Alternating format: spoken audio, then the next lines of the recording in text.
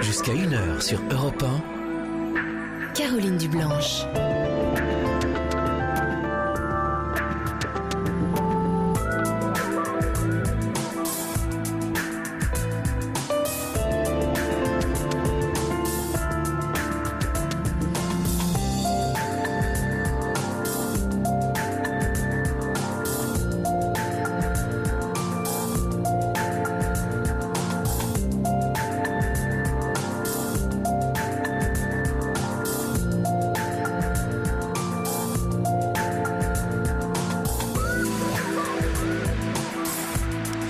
Bonsoir, je vous invite à profiter du calme et de la douceur de la nuit pour se parler en toute liberté et sans tabou. Le standard d'Europe 1 39 21 est à votre disposition et jusqu'à 1h du matin, Paul et Amandine vont se faire un plaisir de vous y accueillir avec la complicité bien sûr de Philippe Chartier qui signe la réalisation de l'émission. Et comme cette émission, nous la faisons ensemble tous les soirs, eh bien je compte sur votre participation. Vous pouvez nous joindre à la fois sur internet europe1.fr, sur la page Facebook de l'émission, également par SMS au 7 39 21. Et dans tous les cas de figure, si vous souhaitez intervenir à l'antenne, si vous souhaitez être rappelé, n'oubliez pas surtout de nous communiquer votre numéro de téléphone. Également sur la page Facebook, je fais un petit appel d'ailleurs du pied à Élise qui est au Canada, qui nous a laissé un long message. Vous nous dites que vous aimeriez nous parler d'un problème, mais on n'a pas de numéro où vous joindre et vous êtes nombreux dans ces cas-là tous les soirs. Donc ne croyez pas qu'on vous laisse comme ça sans réponse. Parfois il nous manque juste l'essentiel, votre téléphone. Allez, c'est parti, 39 21, on vous attend. Europe 1. Caroline Dublanche. Et c'est Marie qui est avec nous tout de suite. Bonsoir Marie. Bonsoir Caroline. Bonsoir. Oui, je me suis permise de vous laisser un message parce qu'il m'est arrivé une aventure très désagréable et c'était pour alerter les auditeurs, auditrices, Oui. parce que je me suis fait arnaquer par Internet samedi soir. Oui, le week-end dernier, là, Oui. j'ai entendu votre message, figurez-vous, sur le répondeur, parce qu'il m'arrive de les écouter, vos messages. Et oui, donc, qu'est-ce qui s'est passé Écoutez, samedi dernier, samedi soir? Que je sois seule le week-end chez moi et ce soir-là, samedi soir, j'étais seule. Je me suis dit, je vais lire mes mails parce que j'ai 300 mails. Oui. À évacuer surtout. Oui. Alors, je regardais et puis j'ai vu un mail sur la diététique. Ça m'interpelle toujours. Alors j'ai voulu consulter et subitement j'ai vu un écran bleu marine avec une cartouche blanche et écrit taper un message et puis en même temps un haut-parleur d'une femme avec une voix agressive, alerte virus. Ah bon? Et je n'arrivais même pas à baisser le ton parce que le son c'était tellement puissant et ça m'a paniqué. J'ai jamais connu la panique. Je savais pas ce que c'était que la panique. Ah ben là, j'ai vécu. Enfin, j'ai réalisé qu'après coup, parce que sur le moment, on est inapte. Et j'ai senti qu'après coup, j'étais inapte à penser, à réfléchir. Qu'est-ce qu'il faut faire, ne pas faire, dire, ne pas dire. Et en fait, oui, je comprends. C'est hyper stressant ce qui se passe là. Donc vous n'arriviez même pas à diminuer cette voix qui vous disait alerte virus. D'accord. J'ai le sentiment que tout l'immeuble a été en alerte. C'est flippant, oui. Oui. Tout était bloqué sur l'écran. Alors, il y a un numéro 04, mais je l'ai noté. Mais ne le donnez pas à l'antenne, hein. Non, je vais pas le donner, non, c'est un 04. Oui. Donc, j'ai appelé, j'ai attendu 10 minutes pour avoir un correspondant, et puis j'ai eu un monsieur qui me demande, ça fait un moment que je suis bloquée comme ça. Je lui dis, ça fait 5-10 minutes le temps que je vous appelle. Alors, de là, il me dit, mais vous savez que c'est risqué pour vous, vous risquez de perdre vos données, vous consultez votre compte en banque, votre compte en banque, tout ceci va être divulgué, découvert, utilisé. Alors il m'a mis en plus en alerte et il m'a dit je peux vous débloquer mais il faut payer 300 €, 299,99. Eh bien, je me suis laissé manipuler, j'ai donné mon compte carte bleue, j'ai tout donné, j'ai même donné mon code d'accès à mon ordinateur et j'ai vu, il a utilisé sa souris pour consulter mes comptes. Oui, donc vous voyez les choses bouger, tout bouger sans que vous étiez comme hypnotisé sans pouvoir intervenir. Exactement. Oui, ils sont très forts. J'ai jamais connu ça. Et tout le moment, je pensais pas à l'horreur. Ah je vous comprends parce que, moi-même, je serais assez paniquée dans une situation pareille. Moi, j'ai jamais connu ça. quelqu'un m'aurait dit, tu verras un jour, tu vas connaître la panique. Oh, j'y croyais pas. Mais là, le vide soi-même. Oui, parce que vous voyez ça se déplacer, enfin et comme si vous n'aviez plus aucune prise sur votre ordi. Bon. Non. Et je peux rien faire. Et puis, ça a duré, je sais pas, peut-être une demi-heure, je sais plus maintenant. J'ai perdu la notion du temps. Et puis, c'est là quand je lui dis, vous allez m'envoyer une facture. Alors, j'ai vu apparaître une facture. Du coup, j'ai appelé un ami pour lui soumettre mon problème. Il me dit, écoute, il m'a dit, c'est de l'arnaque. Il m'a dit, tu éteins l'ordinateur, tu débranches. Et puis, il est venu me voir le lendemain dimanche. Il est rentré 24 heures plus tôt de province pour venir m'apporter aide et assistance parce qu'il a vu que j'étais dans un état bouleversé. Et il m'avait dit aussi, tu fais opposition. Donc, dimanche matin, j'ai fait opposition auprès de la banque. La banque m'a rassuré en me disant, vous serez remboursé quand même. Ah oui, mais ça, les banques dans ces cas-là... Oui, tout à fait. Les banques doivent rembourser dans ces cas-là, bien sûr, quand heureusement. Alors, mais alors, vous aviez... Attendez, parce que vous aviez donné votre numéro de compte et tout Non, le compte... oui, ma carte bleue, j'avais donné seulement. Et vous n'avez fait opposition que le lendemain? Et oui, parce que le soir même, je n'étais pas il n'y a pas de encore. Hein. Oui. Et vous n'avez pas été... Votre compte n'a pas été débité? Si, des 299,99 le lundi ou le mardi. Mais pas plus, il n'y a pas eu d'achat Non, d'accord. Rien d'autre. C'est déjà pas mal, hein, mais oui. bon. Oui. Et j'ai été donc le lundi, j'ai été au commissariat pour faire une déposition. Ça m'a duré 1 heure et alors je suis tombée sur un agent de police sympathique qui m'a mis en garde, qui m'a recommandé de pas faire ceci, pas faire cela. Bon, j'étais plus calme, bien sûr. Hein. Le fait d'en parler, ça m'avait libéré un peu. La parole libère, hein, c'est vrai. Mais alors, le samedi soir, c'était toute seule. Non, mais je comprends, c'est une situation très, très angoissante. Oui. Et pourtant, Paul me disait que vous n'êtes pas novice dans le domaine. Enfin, vous connaissez bien. Il me disait, il ne faut pas lui en raconter à Marie. Elle sait très bien comment ça fonctionne.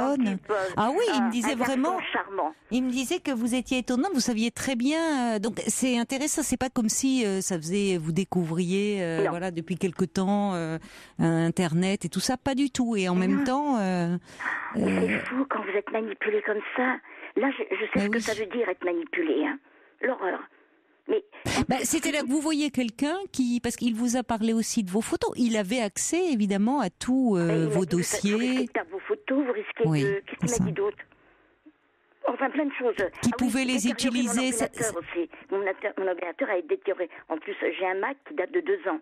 D'accord. Et du coup, je me suis sentie obligée pour que ça se débloque, pour que ce virus s'en aille. J'ai accepté en fait, sans me poser la question. Et vous n'aviez pas un antivirus dans ces cas-là?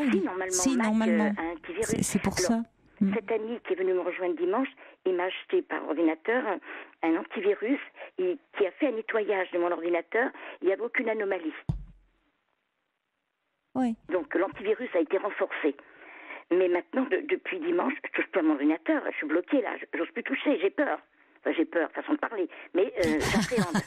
Non, mais je comprends. Enfin, cela dit, non, parce que maintenant vous êtes averti. Et c'est-à-dire qu'il n'y a pas une urgence absolue. Vous pouvez appeler comme vous l'avez fait cet ami. Moi, je vous avoue que la première question, quand j'ai entendu votre message, alors moi, vous en connaissez certainement beaucoup plus que moi. Moi, toutes ces bêtes-là, ça me déconcerte. Ah, mais moi, j'adore. Je peux explorer le psychisme humain. Ça me passionne. Ça, plus c'est complexe, plus j'aime.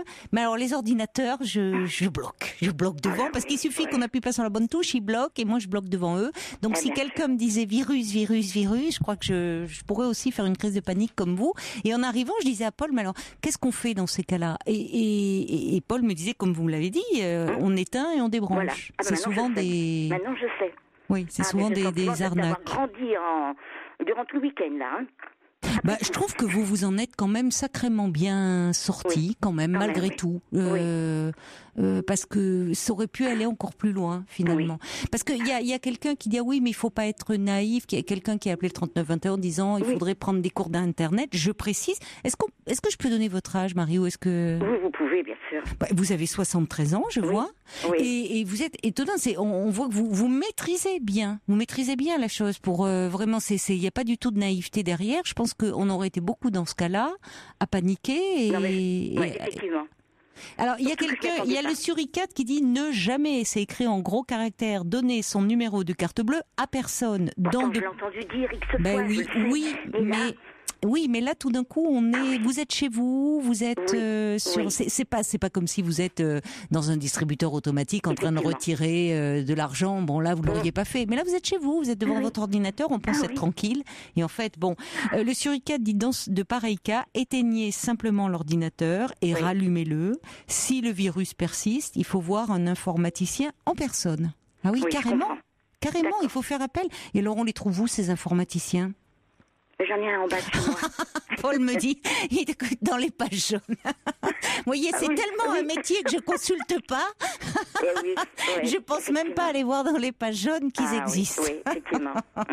D'accord. Et vous en avez un en bas de chez vous, Marie, alors? C'est samedi soir, entre 19 et 20h. Oh là là. Et j'ai même essayé d'appeler un voisin. Oui. Et un voisin que je suis amie avec lui, mais le week-end, je sais qu'il n'écoute pas son portable. J'ai quand même tenté en me disant, on ne sait jamais. Et le lendemain, j'ai appelé ma fille, elle m'a dit, mais maman, pourquoi ne m'as-tu pas appelé? Oh, moi, j'ai ma petite chérie, j'étais sans lieu de penser à toi à ce moment-là. Oui. C'est ce que j'ai trouvé intéressant aussi dans votre message, Marie, c'est que vous insistiez bien sur la panique et sur le fait que sous le coup de la panique, on ne réfléchit plus, évidemment, on ne peut plus réfléchir, on est en état de stress maximal et du coup, on peut faire n'importe quoi. Ça montre bien que d'ailleurs même tout ce qu'on apprend en termes de prévention, on le voit malheureusement dans l'actualité avec les attentats et autres, on oublie une chose, c'est qu'à un moment dans la panique, le psychisme peut complètement disjoncter, quoi, être sidéré, ne plus pouvoir réagir. Bon, alors ça veut pas dire bien sûr qu'il ne faut pas informer, faire de la prévention sur les gestes, les conduites à tenir, mais pour que ça soit vraiment efficace, il faudrait le répéter, que ça devienne presque un conditionnement. Et heureusement, j'espère qu'on n'aura pas besoin d'en arriver là. Mais c'est sous l'effet de la panique, je crois qu'on aurait été nombreux à réagir comme vous. Et c'est pour ça que je trouvais intéressant de vous entendre parce que on continue un peu dans notre petite série les arnaques sur Internet. Prudence, méfiez-vous. On en parlait là récemment. Avec des auditeurs, c'était plutôt par rapport à des sites de rencontres. Il s'était fait escroquer. Oui, effectivement, j'ai entendu hier soir. Oui, voilà. Et puis il y avait Jean-Claude aussi la semaine dernière qui nous disait, où là on leur demandait de l'argent. Fifi me fait signe. Marie, on doit marquer une pause. Je vous retrouve tout de suite après. D'accord ? Merci. Marie, vous êtes toujours là? Oui. Alors j'en profite pour dire à tous les auditeurs qu'en raison de l'actualité, nous allons diffuser cette alerte enlèvement, bien sûr, tous les quarts d'heure. Donc nous serons obligés de nous interrompre. C'est vraiment, tout le monde est au diapason, c'est à la seconde près. Donc on va continuer avec vous, Marie, pour cette histoire d'escroquerie sur Internet, parce que je crois que on a un informaticien, figurez-vous. Vous voyez, c'est magique. Il n'y a même pas besoin de consulter les pages jaunes. Il est là. Bonsoir Jean-Claude. Oui, bonsoir. Bonsoir. Caroline. Et bravo pour votre activité, dites-moi. Au moment où Marie nous parlait de tout ça d'un auditeur, le suricate, qui disait il faut, dans ces cas-là, si le virus persiste, contacter un informaticien. Vous voilà. Alors vous nous allez nous expliquer qu'est-ce qu'on doit faire dans ces cas-là. Oh, il y a plein de choses à faire. D'abord, avoir un très très bon antivirus. D'accord. Il y en a des meilleurs que d'autres, alors. Il y en a.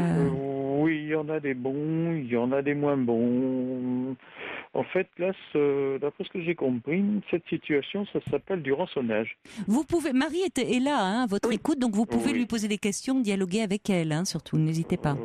Du rançonnage. Du rançonnage, c'est-à-dire. C'est comme au temps des diligences, mais maintenant c'est moderne. Absolument. Pareil. C'est-à-dire qu'en gros, on prend votre ordinateur en otage. Oui. On vous menace soit de détruire le disque dur, de détruire le système, ou de vous prendre des informations dessus. Oui, effectivement. Je ne sais quoi Voilà. Enfin, en gros, on n'a plus le contrôle. Et pour vous rendre la machine, ça ne garantit pas dans l'état d'origine d'ailleurs, on vous demande une certaine somme d'argent. Oui, effectivement. Voilà, c'est du rançonnage. Comme une rançon après un enlèvement, on vous enlève votre ordinateur. C'est le nouveau truc à la mode, en piraterie et en virus. Enfin, à la mode, ça commence déjà à dater un peu, mais bon. Et Ça la seule persiste. chose, voilà, la seule chose, c'est d'avoir un antivirus vraiment très sérieux et à jour. Alors à jour, c'est-à-dire qu'il faut il faut le réactiver. Comment, je sais pas. Non, un antivirus installé du commerce, voilà. Pas téléchargé sur Internet, parce que Voilà. là, on télécharge en même temps des cochonneries avec. On va l'acheter chez le marchand qui vend du matériel, ou même en supermarché, on en trouve. D'accord. Et on l'installe, ensuite on le met à jour par la connexion Internet, et on débranche tout, on vérifie son ordinateur. Et Voir oui, s'il n'y a alors, pas déjà quelque chose. le problème, c'est que dans ma panique, j'ai même communiqué le mot de passe de mon ordinateur. Ah bah vous le changez, ça c'est pas un problème. Ah, mais il paraît que c'est compliqué sur Mac. Sur Mac, oui, Oui. bah, ça je connais pas trop, j'aime pas trop ça. Vous n'avez pas trop les Mac. C'est pas, bon, disons que c'est un peu trop simple pour moi, mais c'est forcément faisable. Bon, d'accord. Un mot de passe. Mais qu'est-ce qu'elle peut faire, Marie, alors si? Parce que si elle peut pas changer son mot de passe, si, c'est possible quand même. Il faut qu'elle demande conseil là où elle a acheté. Mais j'ai une brochure de Mac. Mais que je feuillette. Ah, bah alors, vous êtes sacrément, vous êtes sacrément doué, enfin débrouillarde en tout cas, je trouve. Voilà, déjà, bon, si vous avez un antivirus qui est vraiment costaud maintenant, bah, vous tapez sur Google, changez le mot de passe sur Mac, et puis vous trouverez des réponses. Mais alors, comment on repère, Jean-Claude? Parce que finalement, moi je comprends, Marie, c'est la première fois que ça lui arrive, elle panique. Comment on repère ce qui relève vous dites du rançonnage, vraiment d'un problème de virus réel qui peut faire des dégâts terribles? Parce que on peut avoir ça même. Oui. Si ça commence à poser question. Si on n'a plus la main sur son ordi. Oui, c'est qu'il y a quelque chose qui cloche. Et là, il faut y aller très doucement, parce que soit c'est un problème de matériel, de logiciel planté, ou un accès extérieur. Et est-ce qu'il suffit donc d'éteindre et de débrancher pour voir ce qui se passe? Parce que si on n'a plus la main, ça veut dire qu'il y a quelqu'un qui... On a débranché le câble réseau d'abord pour commencer. D'accord. Ou la connexion réseau, ou la box, tout, enfin, oui, c'est ce que j'ai fait. Permet d'accéder. J'ai débranché le circuit électrique. Oui, mais pas l'ordi. Juste la connexion, pour voir si on retrouve un peu de contrôle. Et sinon, là, c'est à tâtons. Oui, mais alors, il y a intérêt à changer le mot de passe, parce que, ok, on déconnecte, mais dès qu'on se reconnecte, la personne peut revenir. Oui, mais ça se change. Une fois qu'on est bien protégé, on le change, le mot de passe. Oui. Mais même, vous avez des antivirus qui se protègent eux-mêmes par un mot de passe que vous mettez. Comme ça, la configuration de cet antivirus, ses paramètres et tout ça, c'est intouchable. Bon, je vais voir ça de plus près. Mais, comment dire... je sais qu'un ami est venu me rejoindre dimanche pour m'installer un antivirus. Il me l'a installé le jour même. Et l'antivirus a contrôlé toutes mes données, voir s'il n'y avait pas de virus. Ah il faut, oui. Et il y a eu 0 comme résultat. 0. Voilà. Donc c'est quelqu'un qui est rentré par une faille. Une faille du système. Oui, enfin, vous avez la même chose sur Windows, ça s'appelle le bureau à distance, où on peut prendre la main de la machine discrètement, sans que ça se voit.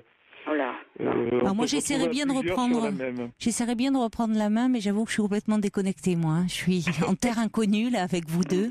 Mais heureusement, bon, il y a Paul et Fifi qui gèrent en régie. Il y a Marianne sur Facebook qui dit: j'ai eu la même mésaventure, panique aussi, véritable panique. Ils se font passer pour des aides validées Microsoft. Elle a eu l'arnaque comme si la personne était quelqu'un de Microsoft.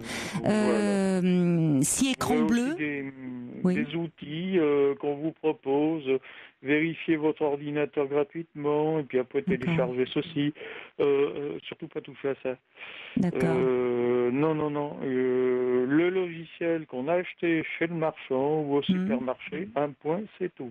Alors il y a quelqu'un qui dit on peut appeler la hotline justement de l'opérateur pour demander ce qu'on doit faire. Elle est payante celle-là. Oui, mais peut-être moins que la Marie, elle s'est fait escroquer pas loin de 300 €. Donc après tout, c'est moins cher d'appeler une hotline. Non. Oui, mais ça, c'est aux heures en général où c'est la journée, quoi. C'est pas la nuit quand on se fait plomber. Eh oui. Vous, Jean-Claude, on voit que, alors vous êtes dans votre élément, hein, évidemment, vous êtes très placide par rapport à tout ça. Ça risque pas de vous arriver, vous, si ce genre de mésaventure. Vous êtes blindé. Sur ma machine. On sent, oui. Toutes les failles où ça peut passer, c'est tout fermé. Oui. Voilà. Bon. Mais bon, ça n'empêche pas que ça peut arriver quand même un jour. Mais il y a quelqu'un qui me dit que la hotline est gratuite.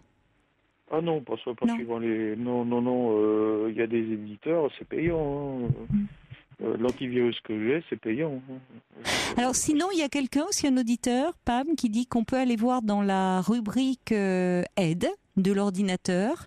Et ce cas de figure, il y a tous les cas de figure, en fait. Donc, ça peut, si c'est à jour, ça peut. Changer le mot de passe et voilà. Oui, bon. oui. Vous débranchez votre câble réseau et puis changer le mot de passe, effectivement. Vous tapez ça dans l'aide, ça vous guide. En tout cas, Jean-Claude, je vous remercie d'avoir répondu aussi rapidement. C'est bien d'avoir comme ça un informaticien sous la main, même si je vous avoue que moi j'ai pas tout compris, mais c'est pas grave. On informe au maximum. Margaret, elle dit merci d'avoir appelé Marie parce que on a beau le lire, c'est encore plus impressionnant de l'entendre. Sergio, il dit. Oh là là, moi non plus, j'ai rien compris, ça risque pas de m'arriver, j'ai pas d'ordi. Ah ben ça, c'est sûr qu'au moins, vous n'avez pas... Ça peut arriver sur un smartphone aussi, ça, non? Il y a pas quelqu'un... Parce que alors là, c'est pire. Les smartphones sont vendus sans contrôle parental. Voilà. Alors que les ordis, il doit y avoir en principe. Et sans antivirus. Donc en général, c'est des trous de sécurité. Les smartphones, d'abord, j'en ai pas. Comme ça, le problème est réglé. J'ai horreur de ça. Bon, donc là, vous pouvez pas nous renseigner sur que faire, éteindre, allumer, on voit. Enlever la batterie, à part ça. Mais franchement, les smartphones, c'est des nids à problème, parce qu'il y a énormément de trous de sécurité dans les systèmes d'exploitation. Alors, ça communique énormément sur ce que vous faites avec vos données et tout ça. Après, vous retrouvez vos coordonnées personnelles dans des annuaires non officiels. Alors, j'aime pas ça. Écoutez, en tout cas, merci beaucoup pour toutes ces infos. Je pense que les auditeurs ont pris note. Et puis, Marie, merci de nous avoir appelés parce que c'est vrai que ça, c'est le genre de choses qui peut arriver. On parle surtout, nous, dans l'émission, de ces arnaques sur les sites de rencontres, mais on voit qu'il y a plein de choses qui peuvent nous arriver. Le rançonnage, c'est le dernier truc à la mode. Ça se fait surtout dans les entreprises, les TPE, choses comme ça. Le chef d'entreprise qui soit son micro complètement bousillé avec ses factures, ses choses comme ça, sa compta. Ça, c'est une horreur. D'accord. Bon, écoutez, merci beaucoup pour toutes ces infos. Merci à vous, Marie. Et bravo, je trouve que vous avez quand même plutôt très bien réagi, moi. Très vite pour essayer quand même de limiter les dégâts. Bonne soirée à vous deux. Merci. Bonne soirée. Caroline, au revoir. D'avoir pris ma demande de mon médecin. Je vous en prie. Au revoir. Bonne soirée à au revoir. tous. Au revoir, merci. Pour parler à Caroline Dublanche, appelez le 3921. 50 centimes la minute plus coût de l'appel.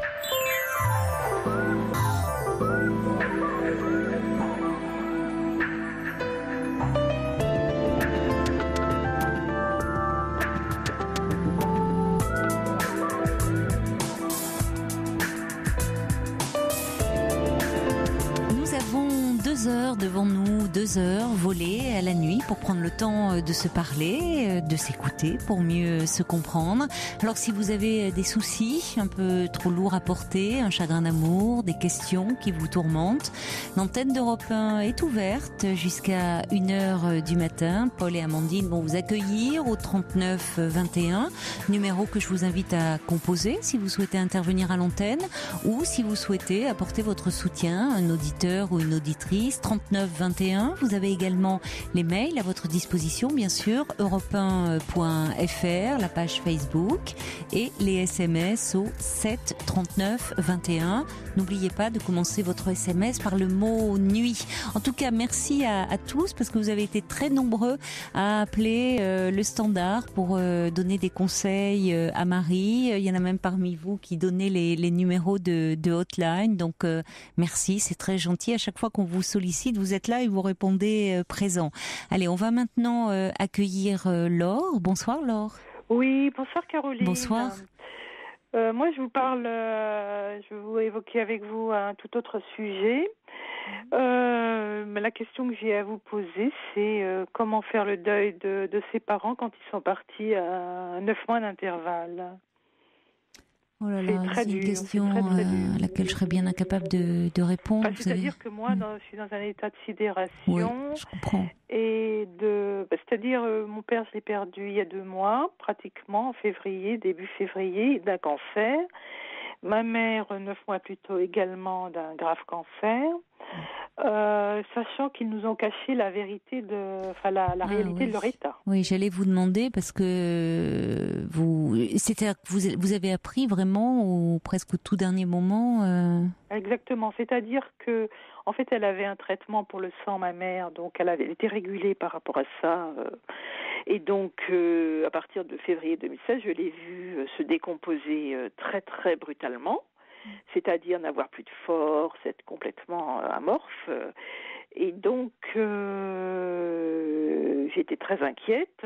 J'apprends fin mars qu'elle a une grave leucémie, en fin de compte. Et en fait, je l'ai fait hospitaliser mi-avril parce que, il y a eu un problème. Mon père a eu un malaise, donc j'ai fait hospitaliser mon père le 15 avril. Le 16, j'ai fait hospitaliser ma mère ailleurs. Donc on a vécu la catastrophe avec nos parents. Oui. Et votre père était déjà malade lui-même à ce moment-là ? Oui, il s'occupait de ma mère. C'est un ancien médecin qui s'occupait de ma mère. D'accord. Donc il voulait s'autogérer tout seul à la maison. Oui. Et nous on savait rien, évidemment. Moi je me suis pas rendu compte quand j'allais les voir. C'était la routine. Enfin, je les sentais un peu vieillir et un peu fatigués, mais bon, c'est l'âge. Je me disais c'est l'âge.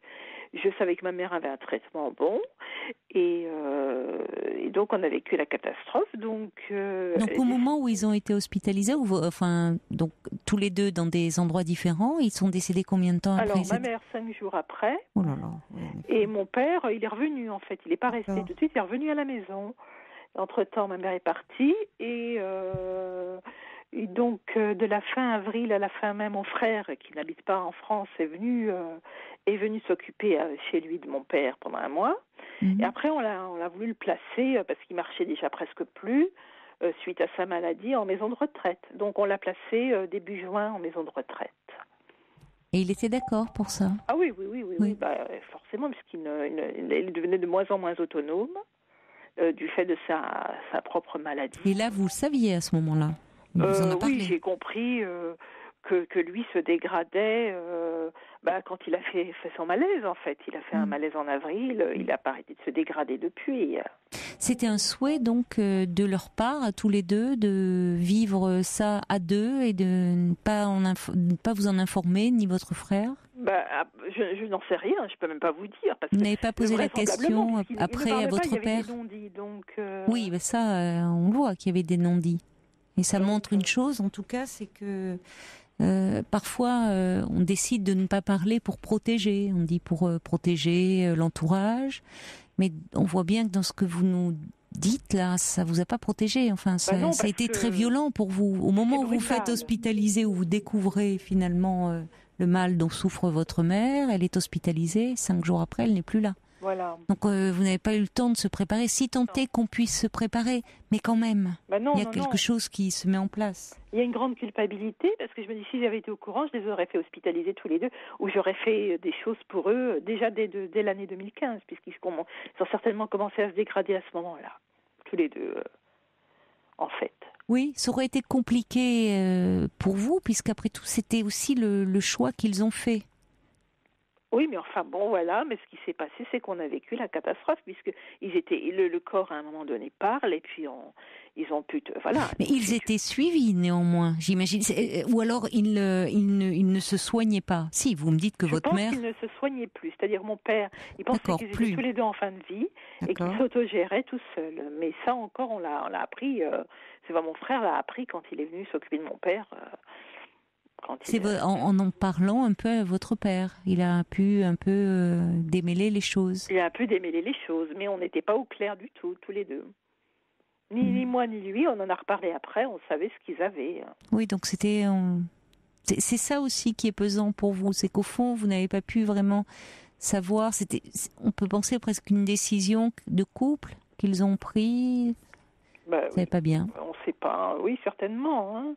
Certainement, parce que... Puis mon père, ancien médecin, il voulait s'autogérer, donc il s'est pensé qu'il allait gérer ma mère. Il pouvait le faire, oui, c'est ça, il pouvait le faire. Lui-même, elle pense, elle allait très bien, elle se faiblissait quand même, parce que ses traitements n'étaient plus efficaces jusqu'à la fin de l'année, mais après, elle-même pensait qu'elle allait tenir un peu, peut-être. Certainement. Il lui cachait certainement à elle la vérité aussi sur son état, je pense. Oui, puisque vous me dites que vous les voyez et que vous n'aviez rien constaté d'alarmant, en tout cas, parce que sinon, vous auriez réagi, bien évidemment. Donc, vous mettiez ça sur le compte du vieillissement, mais donc ça veut dire que il n'y avait pas des douleurs qui étaient ingérables. Donc, votre père faisait en sorte quand même qu'il y ait des soins. Il y a eu des soins de fait. Certainement, mais en plus, ils s'autogéraient dans leur quotidien tout seuls, ils cuisinaient, des choses de la vie quotidienne, ils les faisaient. Donc, il n'y avait rien de... Non. C'est un choix qu'ils avaient fait de rester peut-être... Enfin, c'est ce qui est compliqué, c'est que peut-être un choix de votre père, vous dites, que votre mère n'était pas forcément au courant, de tout. Si. Elle ne savait pas sur son état, peut-être qu'il lui a caché aussi la vérité de son état, mais en tout cas, c'était un choix de sa part de rester à la maison. Vous avez grandi, vous, dans un climat comme ça, où il y a un écho terrible, un climat de non-dit? Je pense, il y a eu beaucoup de non-dits dans l'enfance et dans l'adolescence, oui. Beaucoup de non-dits. Oui. D'accord. D'accord. Des non-dits qui portent. Vous avez découvert sur quoi? Après c'est des histoires de famille.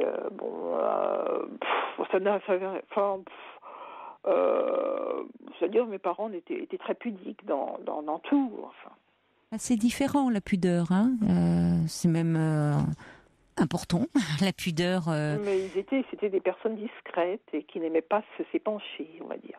Oui, alors c'est encore un peu différent d'une vérité qui est volontairement dissimulée.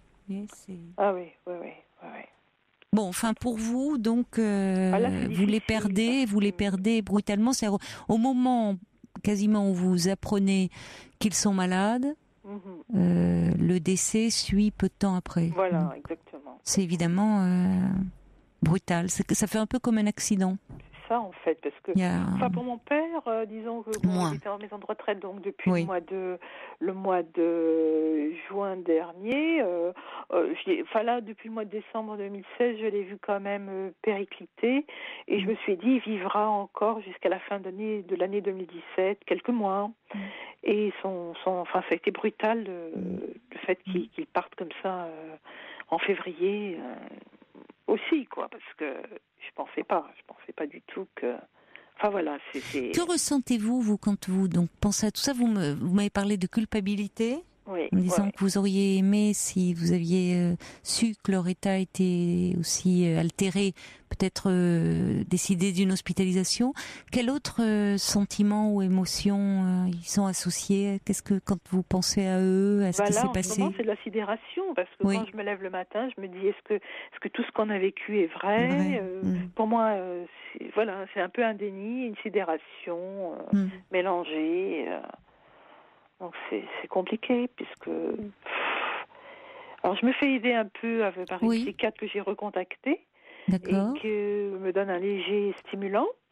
Je veux pas non plus rentrer trop dans la grande médication, donc ça m'aide un peu pour donner du tonus, pour gérer mon quotidien. Vous continuez à gérer, comme vous dites, votre quotidien, à pouvoir travailler. Travailler, en fait, je suis en reconversion, donc j'ai dit à mon travail que je devais entreprendre un processus de reconversion, mais au vu des circonstances, ils ont accepté que je reporte au mois de septembre.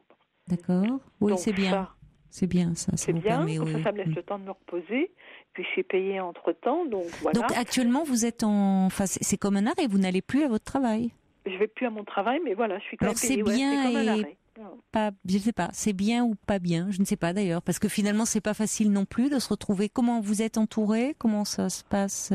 J'ai beaucoup d'amis, donc je vais reprendre. Là, j'ai arrêté pendant 2 mois là depuis le décès de mon père, mais je vais reprendre les sorties.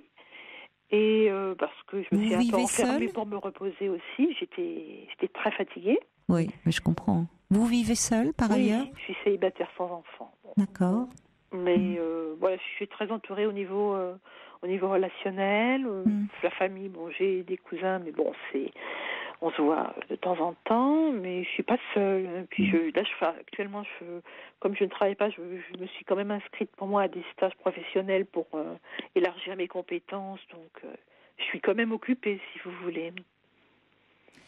Et vous êtes retourné voir votre psychiatre. Quand vous vous sentiez très fatiguée. Voilà.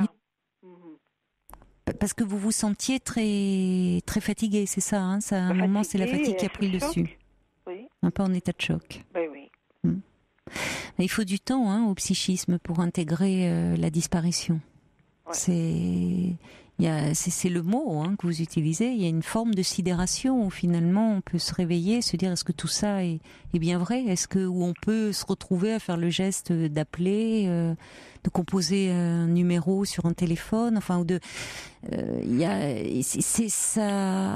a quelque chose qui déjà, même de toute façon, quand bien même vous auriez été au courant, il peut y avoir un effet comme ça, sidération. Ça fait il y a quelque chose comme d'ordre accidentel, parce que on ne se prépare jamais. Bon, on doit marquer une pause, hein, pardonnez-moi, Laure. Oui. Laure, vous êtes avec moi ? Exactement, oui. Bon, désolée mais l'actualité nous obligera, donc comme je le disais, tous les quarts d'heure à diffuser cette alerte enlèvement. Alors, pour revenir à vous et à ce que vous traversez, là, c'est vrai que je disais, au fond, il y a cette reconversion qui est prévue à la rentrée. Bon, vous étiez fatigué, c'est une chose de pouvoir un peu vous arrêter. C'est important aussi de, comme vous dites, se reposer. Mais ça peut être aussi compliqué parce que certaines personnes ont besoin d'être dans un cadre, au fond, d'être aussi dans des stages. Donc j'ai des stages tous les 15 c'est bien. Jours, donc c'est intensif. Et quand vous êtes dans ces stages, vous arrivez à être présente à cette réalité? J'ai eu du mal. La semaine dernière, j'avais une semaine. Bon, là, je reprends une semaine le 8 avril. J'ai eu du mal parce que c'est trop récent. Mais là, je commence depuis ce week-end à être un peu mieux, on va dire. Mais oui, déjà à vous sentir moins fatiguée. À être un peu moins fatiguée. Un peu moins fatiguée. Physiquement. Bon, après, dans la tête, c'est autre chose parce que. Alors, je regarde beaucoup les photos en ce moment, beaucoup de photos de famille qu'on a. Ça me fait du bien, mais bon. C'est ça, vous vous replongez dans ces événements de l'histoire de votre famille, de vos parents, et ça vous fait du bien, ça. Non, c'est important. Ça me fait du bien, mais je suis quand même dans cet état de sidération. Enfin, le matin, je me lève, je me dis, voilà. Est-ce que c'est bien vrai ? J'ai du mal à y croire à tout ça, en fait. Oui, ça montre quand même, je trouve, votre témoignage, en ce sens, montre que... il arrive, c'est plus fréquent qu'on ne le croit, là, dans une maladie, pour protéger l'entourage, de ne pas dire. Alors, ne pas dire la gravité du mal, c'est encore autre chose. Mais ne pas dire du tout, ça protège pas l'entourage. C'est très violent, en fait. Oui, c'est très violent. J'ai vécu ça comme quelque chose de très violent, parce que très brutal. Oui. Est-ce qu'il vous arrive, parfois, comme des éclairs, mais quand vous pensez à tout ça, à la façon dont ça s'est déroulé, de leur en vouloir par moment, à vos parents, de ne vous avoir pas tenu au courant, vous et votre frère? Leur en vouloir, non. Mais c'est de l'incompréhension, parce que je me dis que, en fait, ils ne se sont pas rendus compte. Peut-être qu'ils étaient plus en capacité de se rendre compte qu'il allait avoir un grand clash, entre guillemets, et qu'ils ne se rendaient plus compte. Donc, ils voulaient rester chez eux, ils étaient dans leur bulle, et sans se rendre compte, puisque mon père, quand même, il perdait légèrement la mémoire, mais je ne me suis pas inquiétée pour ça. Et peut-être que c'était plus grave que ça, et que... Bon. Donc, oui, moi, je m'en veux je leur en veux pas à eux, mais... Non, vous en voulez à vous, plutôt. Je me sens, j'ai une capacité... maintenant, il y a une forme d'impuissance, puisque tout est passé, évidemment, mais je me dis, j'étais impuissante aussi vis-à-vis d'eux quand ils étaient encore là, mais oui, mais vous, forcément, puisque vous n'étiez pas au courant.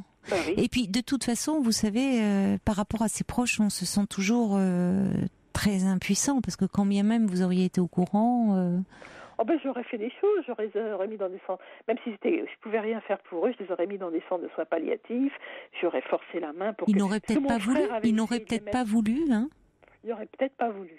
C'était aussi, on peut y voir peut-être un désir de rester le plus longtemps possible ensemble et dans leur lieu de vie. Enfin, c'était un couple très uni, vos parents, très unis. Ah oui, donc vous voyez, ça peut-être aussi jusqu'au bout. Ils avaient peut-être fait le choix de ne pas être séparés, de pouvoir être ensemble. Oui, sans se rendre compte que peut-être un jour ils pourraient plus s'autogérer, que nous on allait devoir. Et c'est ça. Oui, mais on entend pour votre mère, ça a été vraiment dans les derniers moments. Oui. Vraiment dans les derniers moments. Et bon, ils avaient quand même. Bon, votre père était médecin à la retraite, mais ils avaient un médecin traitant pour autant. Oui. Vous avez parlé avec ce médecin? Non, parce qu'on était un peu en froid avec lui. Je l'appréciais pas tellement. Je trouve. Ah, d'accord. Enfin, voilà, eux aussi d'ailleurs, mais bon. Ah bon, d'accord. Oui, c'est dommage parce que ça aurait pu être un interlocuteur qui aurait pu aussi peut-être vous apaiser sur ce plan-là, ou en tout cas, bon. La culpabilité. C'est pas le bon interlocuteur pour vous. Et avec votre frère, est-ce que vous en parlez? Puisqu'il n'est pas. On en a reparlé juste après. Effectivement, il a le même sentiment que moi. On savait pas tous les deux ce qu'ils avaient. Et on a le même sentiment de ce que je vous évoque. Lui, il réagit différemment par rapport au deuil. Il dit ils étaient malades, ils sont partis. C'est la vie. Enfin, il n'est pas. Moi, je suis plus affectée. Enfin, lui, il est affecté aussi, mais différemment. Ben oui, mais ça, on ne vit pas, le deuil ne se vit pas de la même façon, hein. Et c'est pour ça qu'il m'est impossible de répondre à votre question de comment faire le deuil. C'est-à-dire que ça se fait pas comme ça. C'est un travail, c'est un long travail psychique, le deuil, alors qui varie beaucoup d'une personne à l'autre. Et là, je reçois un message d'une auditrice prénommée Marie qui dit de toute façon, c'est toujours un grand choc de perdre ses parents, quel que soit son âge. Oui. Alors évidemment, les répercussions ne sont pas les mêmes selon que l'on est en construction, si on perd ses parents quand on est un enfant ou un adolescent, ou quand on est déjà adulte et construit, en principe. Et là, le choc, c'est de les avoir perdus presque en même temps, entre guillemets, et puis surtout de manière aussi brutale. C'est ça qui... Bon, c'est déjà dur, mais ça, c'est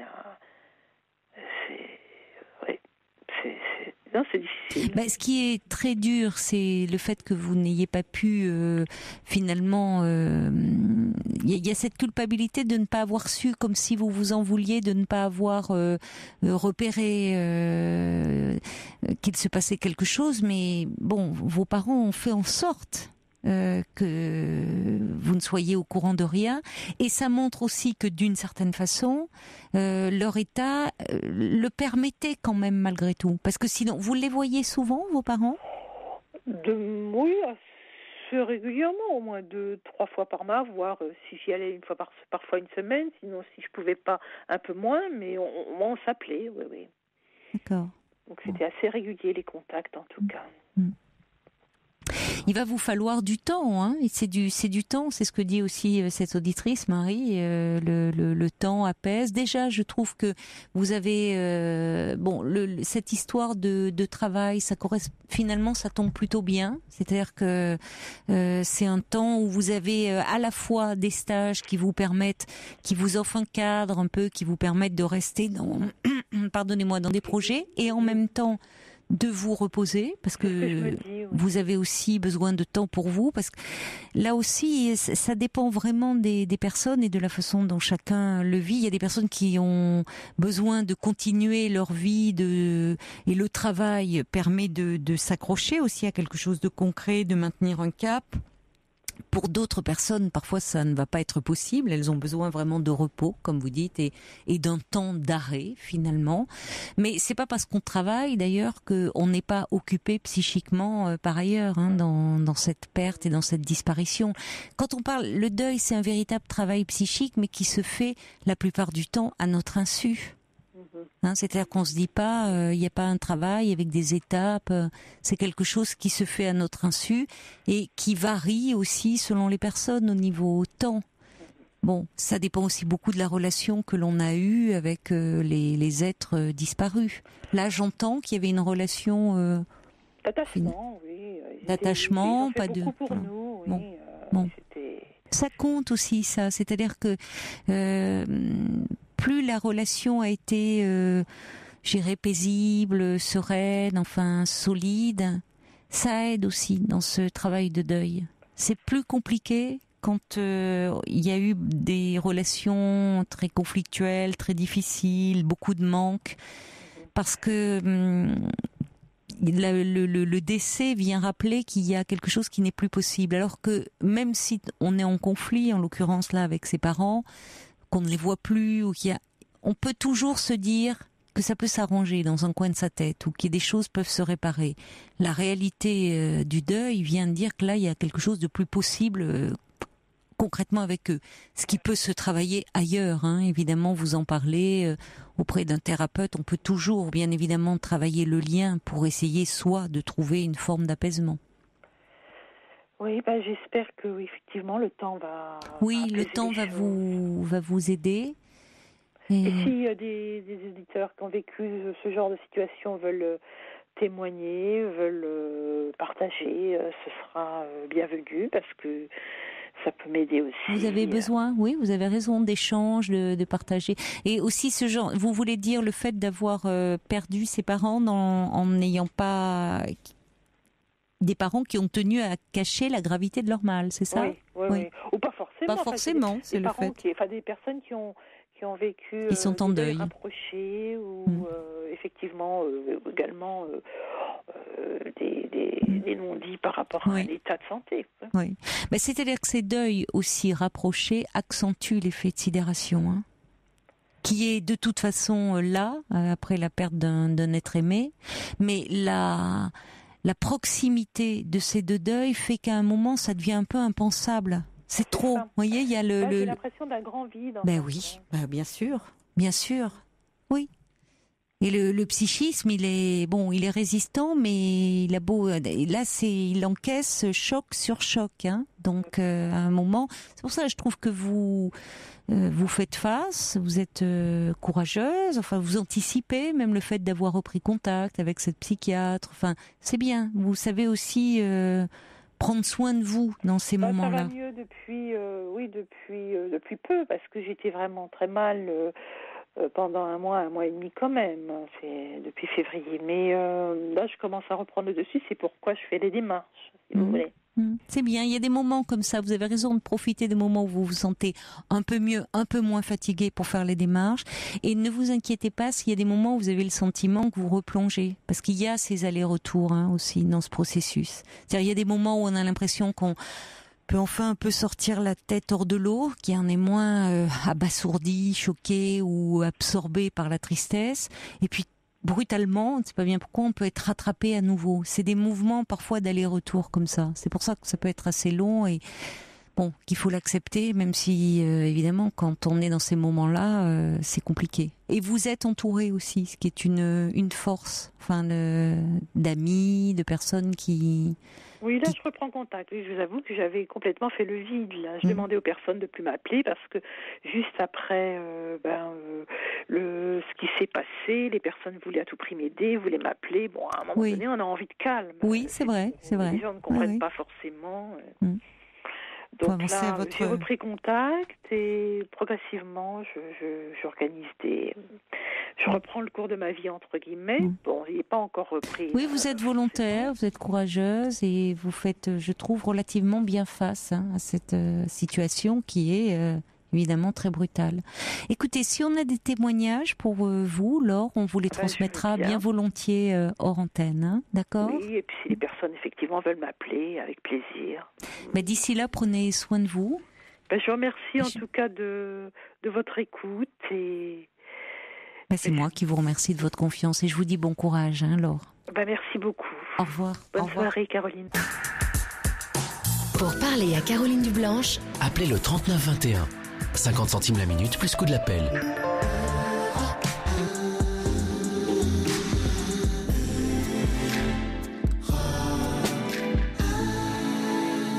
Quelques réactions au témoignage de Laure qui a perdu ses 2 parents à quelques mois d'intervalle. Monica dit: mon père est mort en me cachant la gravité de sa maladie. 10 jours après un voyage qu'on a fait ensemble. J'ai mis plus de 2 ans à m'en remettre. Il y a également Fabienne qui dit certains reprennent travail, activité, une façon d'essayer de continuer à avancer, mais parfois on a le contre-coup des mois plus tard. Courage à vous. Et également des contacts que vous souhaitez transmettre à Laure. Assurez-vous, on va communiquer vos numéros de téléphone. C'est vrai, vous avez raison, Fabienne. Le fait de aujourd'hui, le temps du deuil est pas forcément bien respecté. On est dans une société, il faut que tout aille vite et on reprend un peu comme si de rien n'était. Et ça peut être d'une grande violence parce que dans les faits, même si la personne continue à fonctionner, il y a une partie d'elle-même qui est dans la peine, dans la douleur, et ça peut pas s'évacuer comme ça. Donc c'est compliqué en même temps d'accepter de passer par ces temps un peu de gris, par ces zones un peu grises, c'est ça, comment les nommer autrement, mais je crois qu'on ne peut pas en faire l'économie, malgré tout. Allez, on va maintenant accueillir Patricia, qui est avec nous au 3921. Bonsoir Patricia. Bonsoir Caroline. Bonsoir. Pour rebondir ce que vous avez dit, je pense que pour connaître bien ce sujet-là, pour le deuil, il faut laisser le temps au temps. Oui, le temps est un grand maître. Hein. C'est sûr que ça apaise beaucoup. Il y a des deuils qui sont aussi compliqués. Perdre un enfant est très compliqué. C'est pas dans l'ordre des choses. Oui, voilà, c'est le deuil le plus tragique qu'un être humain peut. Oui, c'est pas dans l'ordre des choses. Tout à fait. Voilà.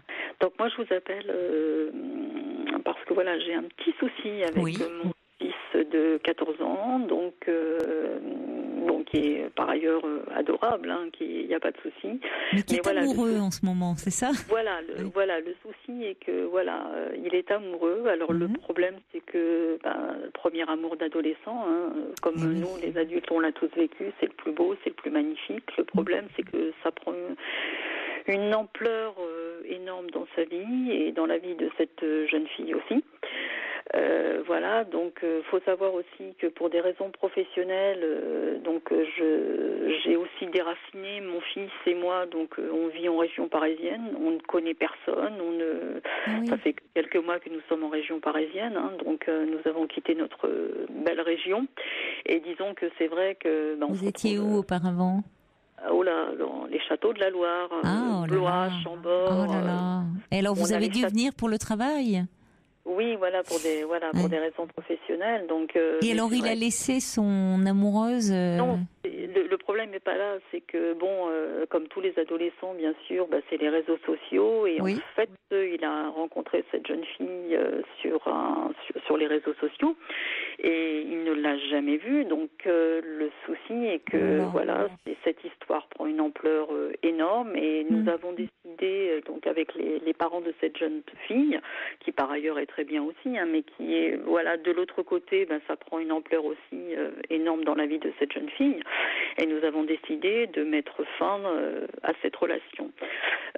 Donc en interdisant les tablettes, les téléphones, etc. Et le problème, c'est que les enfants des deux côtés, enfin les deux adolescents, je dirais, des deux côtés, n'entendent pas de cette oreille et que malgré tout, ils arrivent à communiquer ensemble. Et là, c'est vrai que on est un peu démunis. Les deux familles, nous sommes un peu démunis parce qu'on voudrait vraiment que ça, pas stopper, mais on leur a fait comprendre que ils sont tout jeunes, ils ont 14 ans, que c'est vrai que le premier amour c'est le plus important et il restera toujours. C'est pas le plus important, je crois pas. Je partage pas votre avis. C'est apprendre souvent en même temps, c'est important parce que c'est les premiers émois que l'on ressent. Donc c'est un grand saut dans l'inconnu. C'est un grand saut dans l'inconnu, on est perdu. Mais ça veut pas dire qu'on ne vivra pas d'autres amours tout aussi importantes. C'est-à-dire que là, on est démunis, on est particulièrement vulnérable à cet âge-là. Enfin, dans ces premiers émois. Et le fait, j'ai envie de dire, le fait d'avoir mis vouloir mettre un terme comme ça, en supprimant, tablette et autres, évidemment, ça ne va que renforcer leur amour entre guillemets, même s'il est virtuel. Mais il y a des choses qui se passent là dans ce qu'ils projettent finalement. On est dans la projection dans cette histoire. Plus vous allez l'interdire, plus cette histoire va devenir merveilleuse pour eux deux. Ah ben tout à fait, c'est ce qui se passe de toute façon. Hein. Ils ont déjà projeté, ils ont déjà trouvé le prénom de leurs enfants. Ah oui, ils vont très loin. Ah oui, non mais c'est pour ça qu'on a voulu mettre un terme, si vous voulez. Ça vous angoisse, ça vous angoisse.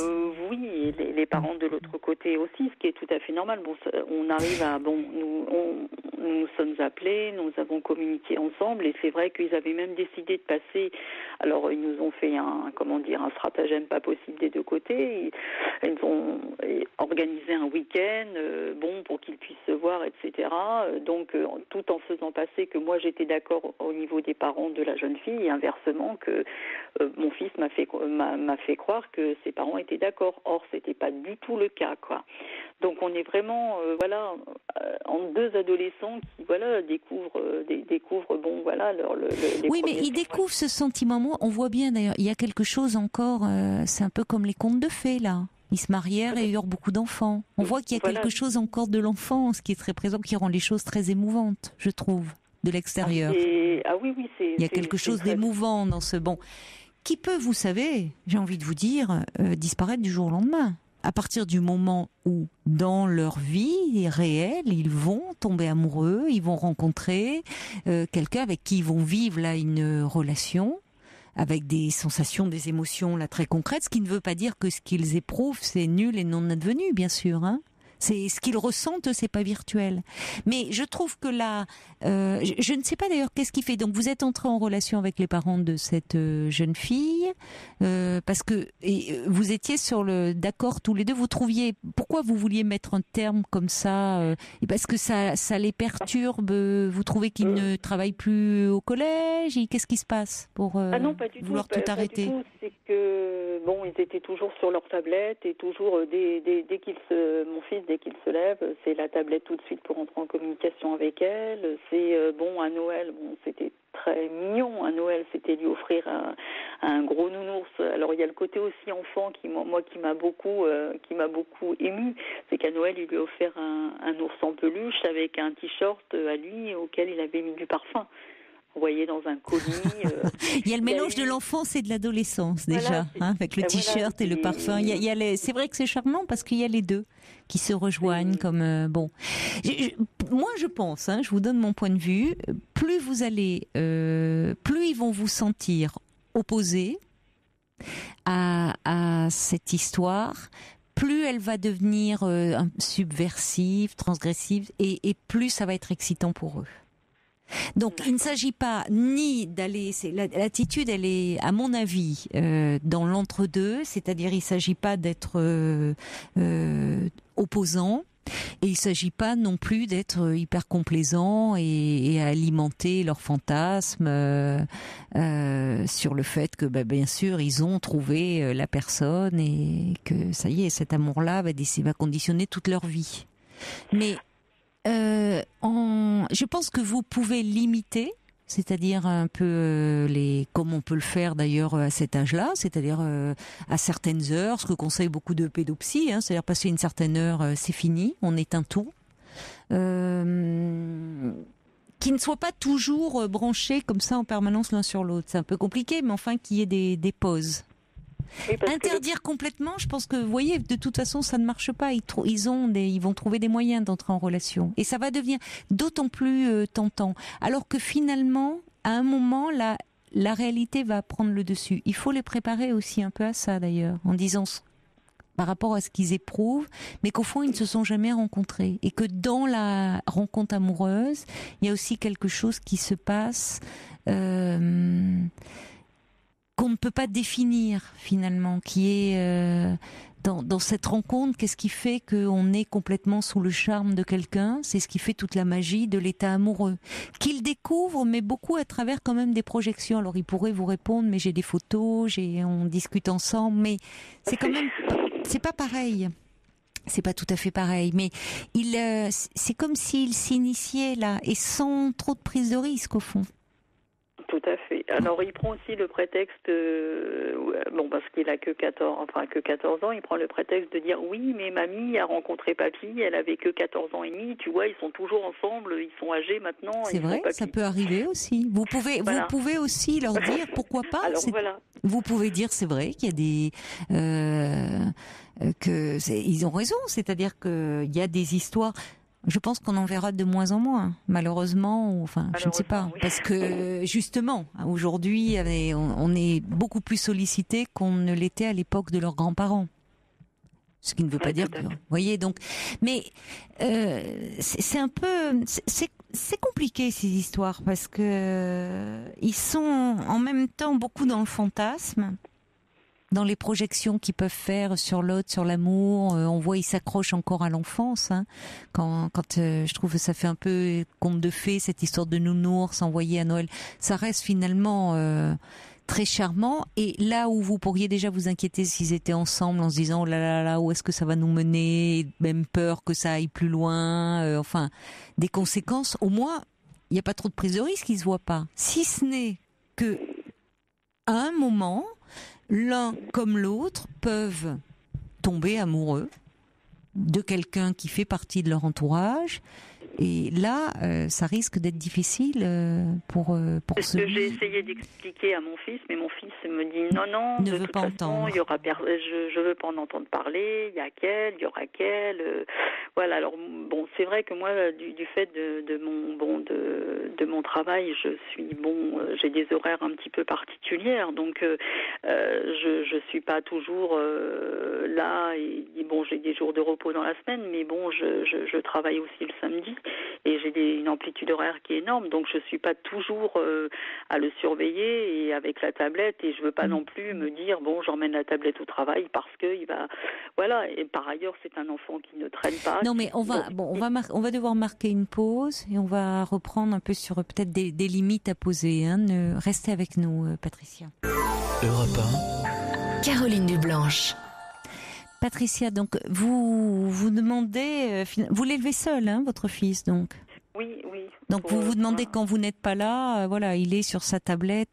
Bon, de toute façon, vous ne pourrez pas tout empêcher. Je vous dis, ça va être contre-productif. Plus vous allez l'empêcher, plus ça va devenir. On est aussi à l'âge où tout ce qui est de l'ordre de la transgression est très excitant. Et tomber amoureux, c'est ça aussi grandir. C'est finalement s'autoriser à aimer d'autres personnes que ses parents. C'est le premier amour, il est très chargé de tout ça aussi. Et là où souvent en tant qu'adulte et en tant que parent, nous-mêmes on projette beaucoup de choses sur ces premiers amours. Oui, Or, on projette énormément de choses, et énormément d'angoisse et de peur et de alors que vous savez ce qui risque. Bon, évidemment, votre fils m'entendrait, pousserait les hauts cris, mais ce qui risque de se passer, c'est qu'à un moment donné, ils vont être attrapés l'un et l'autre par la vie, la réalité, et tomber amoureux, ce qui est le mieux qui puisse leur arriver de quelqu'un de leur entourage, qu'ils ont là tout près. Moi, c'est ce que j'espère, et pour la jeune fille aussi, hein, parce que je sais que de l'autre côté, entre guillemets, les parents rament aussi avec la jeune fille. Encore ce soir, on a eu contact et ils m'ont dit elle nous fait la tête, elle nous parle plus, elle ne sourit plus, elle est pas possible désagréable, voilà, parce qu'on a contré cette chose-là. Et c'est vrai que alors moi aussi je rentre dans la culpabilité de me dire bon, c'est vrai que j'ai arraché mon fils à la région d'où on était, à ses copains. Bon, il a changé d'école en plein milieu d'année, etc. Voilà, donc il y a aussi moi dans. Et cette jeune fille, elle est dans la région là ? Ah non, pas du tout. Elle est quelque part en France, quoi. On dira ça comme ça. D'accord. Voilà, elle est quelque part en France et voilà, quoi.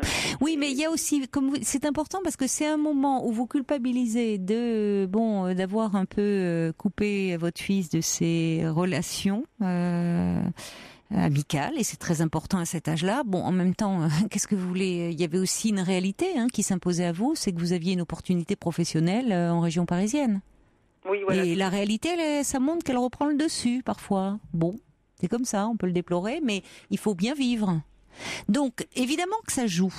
Parce que votre fils, pour le moment, privé de ses copains, de ses amis, se réfugie aussi dans cette réalité-là, qui est très douce et très agréable. Il y a une jeune fille qu'il aime, avec qui il se projette dans l'avenir, ils vont se marier, faire des enfants. Il y a au moins un avantage ce qui pourrait vous rassurer, vous et les parents de cette jeune fille, c'est qu'ils sont pas prêts d'en faire des enfants, parce que jusque-là, on n'a pas trouvé comment en faire virtuellement.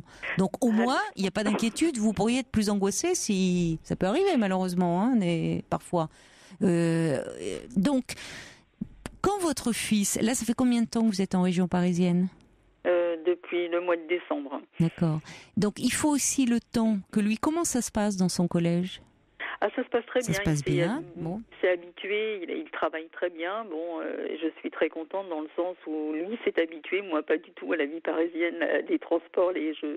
Pour moi, c'est catastrophique. Bon, heureusement qu'il y a mon travail lequel je m'investis. Je ne vis que pour mon travail et lui aussi à côté. Quoi. Il faudrait vous trouver un amour virtuel ou non virtuel.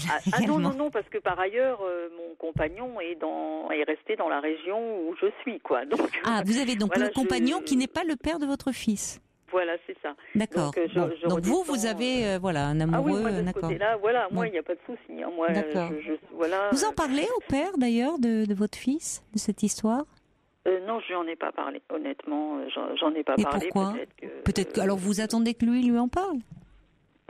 Non, parce qu'il n'a plus de contact avec son. C'est différent, alors, bien sûr. Voilà, oui. Donc, vous n'allez pas l'appeler, évidemment, pour lui dire ça, s'il n'a plus de contact. Voilà. Bon, on peut, si vous voulez, moi ce que je vois un peu arriver gros comme un nez au milieu de la figure, c'est que à un moment, et il sera tout le temps d'agir à ce moment-là, pour le moment il ne veut rien entendre. C'est-à-dire que peut-être que lui, votre fils, donc déjà c'est bon signe, il s'est bien intégré dans le collège, il s'est fait des copains, parmi ce groupe de copains, il va peut-être repérer, voyez, tout d'un coup, tomber amoureux, j'allais dire réellement, mais c'est faux, parce que les sentiments qu'il éprouve pour cette jeune fille, ils ne sont pas virtuels, eux. Ah non, moi je suis... Ah non, ils sont tous sauf virtuels. Mais il peut, finalement, quand il va découvrir la réalité, il va découvrir que c'est bien mieux que le virtuel. Dans les premiers émois, dans le fait de tenir une fille dans ses bras, de pouvoir l'embrasser, de sentir son odeur, de toucher sa peau, ça sera quand même bien plus agréable que de se voir par Skype. Bon, mais ça, pour le moment, il ne le sait pas encore. Bon, il sera toujours temps quand ça se passera. Il vaudrait mieux. Alors si c'est, je ne sais pas, il y a un moment. La jeune fille, ça peut être pareil de son côté. Vous voyez qu'à un moment là, elle va tomber amoureuse. Bon, et ça peut être effectivement comme un premier chagrin d'amour. Et c'est là où les adultes, je vous rejoins quand vous disiez que c'était important, mais pas le plus important, c'est que parfois, en tant qu'adulte, on a tendance on regarde ça comme une petite bleuette ou alors on dramatise à l'excès ces histoires-là, ou au contraire on dit c'est bien joli, mais on les déprécie un peu. Donc un premier chagrin d'amour, c'est important. Lui, il en est pas là. Pour le moment, il est en plein rêve. Si vous coupez tout le réservoir comme ça, pas étonnant que la jeune fille elle fasse la tête, qu'elle veuille, voyez, que ça peut pas bien se passer. C'est-à-dire que du coup, en tant que parent, vous êtes vécus comme des empêcheurs de tourner en rond, et en plus vous vous opposez à une histoire d'amour. Donc c'est comme si vous vous opposiez aussi au fait qu'ils grandissent. Parce que c'est aussi ça, cet âge-là. Donc ça ne peut être que mal vécu. Ça ne veut pas dire que vous deviez aussi tout accepter. Après tout, laissez-les communiquer ensemble, simplement mettez-y des limites. À partir du moment, de toute façon, où j'entends que c'est pas comme si il ne faisait plus que ça, qu'il n'était plus absorbé que par ça, que du coup, au collège, il y avait une chute brutale de ses résultats. Bon, là, effectivement, il faudrait en parler, voir ce qu'il en est. Mais malgré tout, moi, ce que j'entends, c'est qu'il n'y a pas un effondrement de ses notes au collège. Il a des copains dans ce nouveau collège, donc il a réussi à trouver sa place, à s'adapter. Donc, par ailleurs, il va pas mal, votre fils. Oui, et puis par ailleurs, j'ai sa professeure principale qui m'a appelé et qui m'a dit que si tous ses élèves étaient comme ça, elle dit si j'en avais 10 comme ça serait vraiment le bonheur, quoi. Non, mais de ce côté-là, il y a pas de souci. Mais oui, mais c'est très important. Qu'est-ce qui vous fait si peur finalement? Puisque là, je comprendrais, vous voyez, le côté de dire bon, là, on va arrêter, il y a quelque chose qui ne va pas, si ça devenait obsessionnel au fond. C'est-à-dire qu'il y ait plus de vie à côté et qu'ils désinvestissent même je vous dis le collège, pas seulement dans les résultats, mais aussi les camarades et autres, et qu'il n'ait qu'une hâte, c'est être sur sa tablette et à dialoguer avec cette jeune fille, ou que cette jeune fille de son côté fasse pareil. Ils sont dans la vie, ils vivent à côté de ça. Le professeur vous fait des éloges sur votre fils, il a des camarades. Donc par ailleurs, il va bien. Bon, il est amoureux, il est dans un amour comme aujourd'hui, qu'on va dire virtuel, mais ce qu'il éprouve n'est pas virtuel. Comme le dit quelqu'un, ça l'aide aussi à avoir confiance en lui. Alors il y a des personnes qui disent attention, plus vous allez leur interdire, ils risquent de, vous savez, à ces âges-là, on peut être un peu fougueux, fugué ou autre pour se retrouver. Oui, voilà. Oui, non, mais c'est tout à fait. Et comme par ailleurs, j'exerce une profession qui fait que je vois tout, pas tout en noir, mais presque, parce que dans mon travail, je vois des choses, très particulières, dirons-nous. Donc, je le mets tellement en garde sur ce genre de choses. Alors c'est pas toujours évident. C'est pas toujours évident, mais je pense que inconsciemment, mon souci est que par rapport à lui, comme je l'élève seul, je le protège énormément et j'ai peur, justement, le jour où ça s'arrêtera, je sais qu'il va énormément, ça va être un chagrin d'amour épouvantable. Oui, mais on ne peut pas... Alors, Patricia, inconsciemment, vous inconsciemment, j'ai peur qu'il souffre, quoi. Vous ne pouvez pas l'empêcher. Vous ne pourrez pas faire que sa vie soit qu'un long chemin parsemé de roses. Votre enfant, il y aura des moments, oui, où il souffrira, mais c'est aussi comme ça qu'on se construit et qu'on grandit. Mais vous êtes en cela bien dans le tempo des parents d'aujourd'hui, très protecteurs et qui voudraient éviter à leurs enfants, évidemment, toute souffrance. C'est pas possible.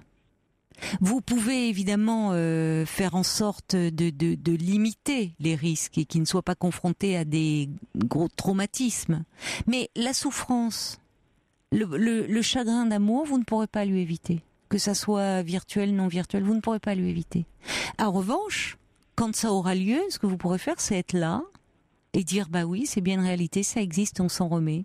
Même si c'est une blessure, en tout cas, c'est pas parce que cette personne-là, cette fille-là ne t'aime plus, que toi t'es plus digne d'être aimé et qu'il y aura pas d'autres filles qui t'aimeront et puis que ça n'enlève rien à tes qualités, à ta valeur. C'est aussi une expérience qu'on doit traverser et c'est aussi comme ça qu'on se construit. Donc là, c'est sur un mode qui vous échappe parce qu'effectivement, à notre époque, on tombait pas amoureux virtuellement. C'est le mode qui change, mais sinon vous ne pourrez pas lui éviter, et c'est peut-être lui d'ailleurs, qui à un moment fera souffrir cette jeune fille parce qu'il va tomber réellement amoureux dans la réalité. D'accord. Donc je pense, si vous voulez, si vous me disiez que votre fils et que cette jeune fille, je vous dis, ne faisait plus que ça devenait obsessionnel, qu'il y ait par ailleurs vraiment que ça se ressente sur son travail scolaire, sur les liens avec ses camarades, qu'il n'ait plus qu'une hâte, c'est rentrer et être devant sa tablette. Là, je vous dirais oui, il faut faire quelque chose. Par ailleurs, votre fils, il continue à vivre. Pour le moment, il est dans cet amour-là, qui le construit aussi d'une certaine façon. Ils se projettent. Oui, ils font des rêves et on voit, il y a quelque chose de l'enfance. Le nounours, les projets d'enfants. Très bien. Ça l'aide aussi à un moment où il y a de sa vie, ça peut l'aider aussi à prendre confiance en lui, de se sentir aimé. Je ne vois rien d'inquiétant dans ce que vous décrivez. Je vous dis, je pense que plus vous allez mettre d'interdits, et vous et les parents de cette jeune fille, plus ils vont s'y accrocher. Alors que d'eux-mêmes, à mon avis, vont décrocher. Alors il y avait un auditeur, je crois que c'est Philippe qui voulait intervenir parce qu'il disait que lui, il a fait en sorte ça s'est passé de la même façon que avec les parents de la jeune fille, qu'ils se rencontrent les deux. Moi, je suis pas tellement pour ça. Je vais vous dire pourquoi, parce que je trouve que justement, dans ces histoires-là, moins les parents interfèrent, mieux c'est. Dans un sens comme dans un autre. Pour interdire ou pour favoriser. Parce que finalement, la démarche, on peut comprendre la démarche de dire à un moment, qui se rend compte après tout, qui voit. Mais vous intervenez aussi dans cette histoire. Vous en devenez presque, vous lui donnez caution. Je trouve que les parents, dans ces cas-là, ils ont à être le plus discret possible. dans la mesure où leur enfant, par ailleurs, continue à aller bien. Et il sera toujours temps, s'il y a quelque chose qui s'arrête et d'un chagrin d'amour, vous serez là, bien sûr, pour votre fille, j'en doute pas, pour l'accompagner, pour l'entourer, pour le rassurer. D'accord ? D'accord. Bon. Merci beaucoup, Caroline. Mais de rien. Bonne soirée, merci Patricia. beaucoup. Au revoir.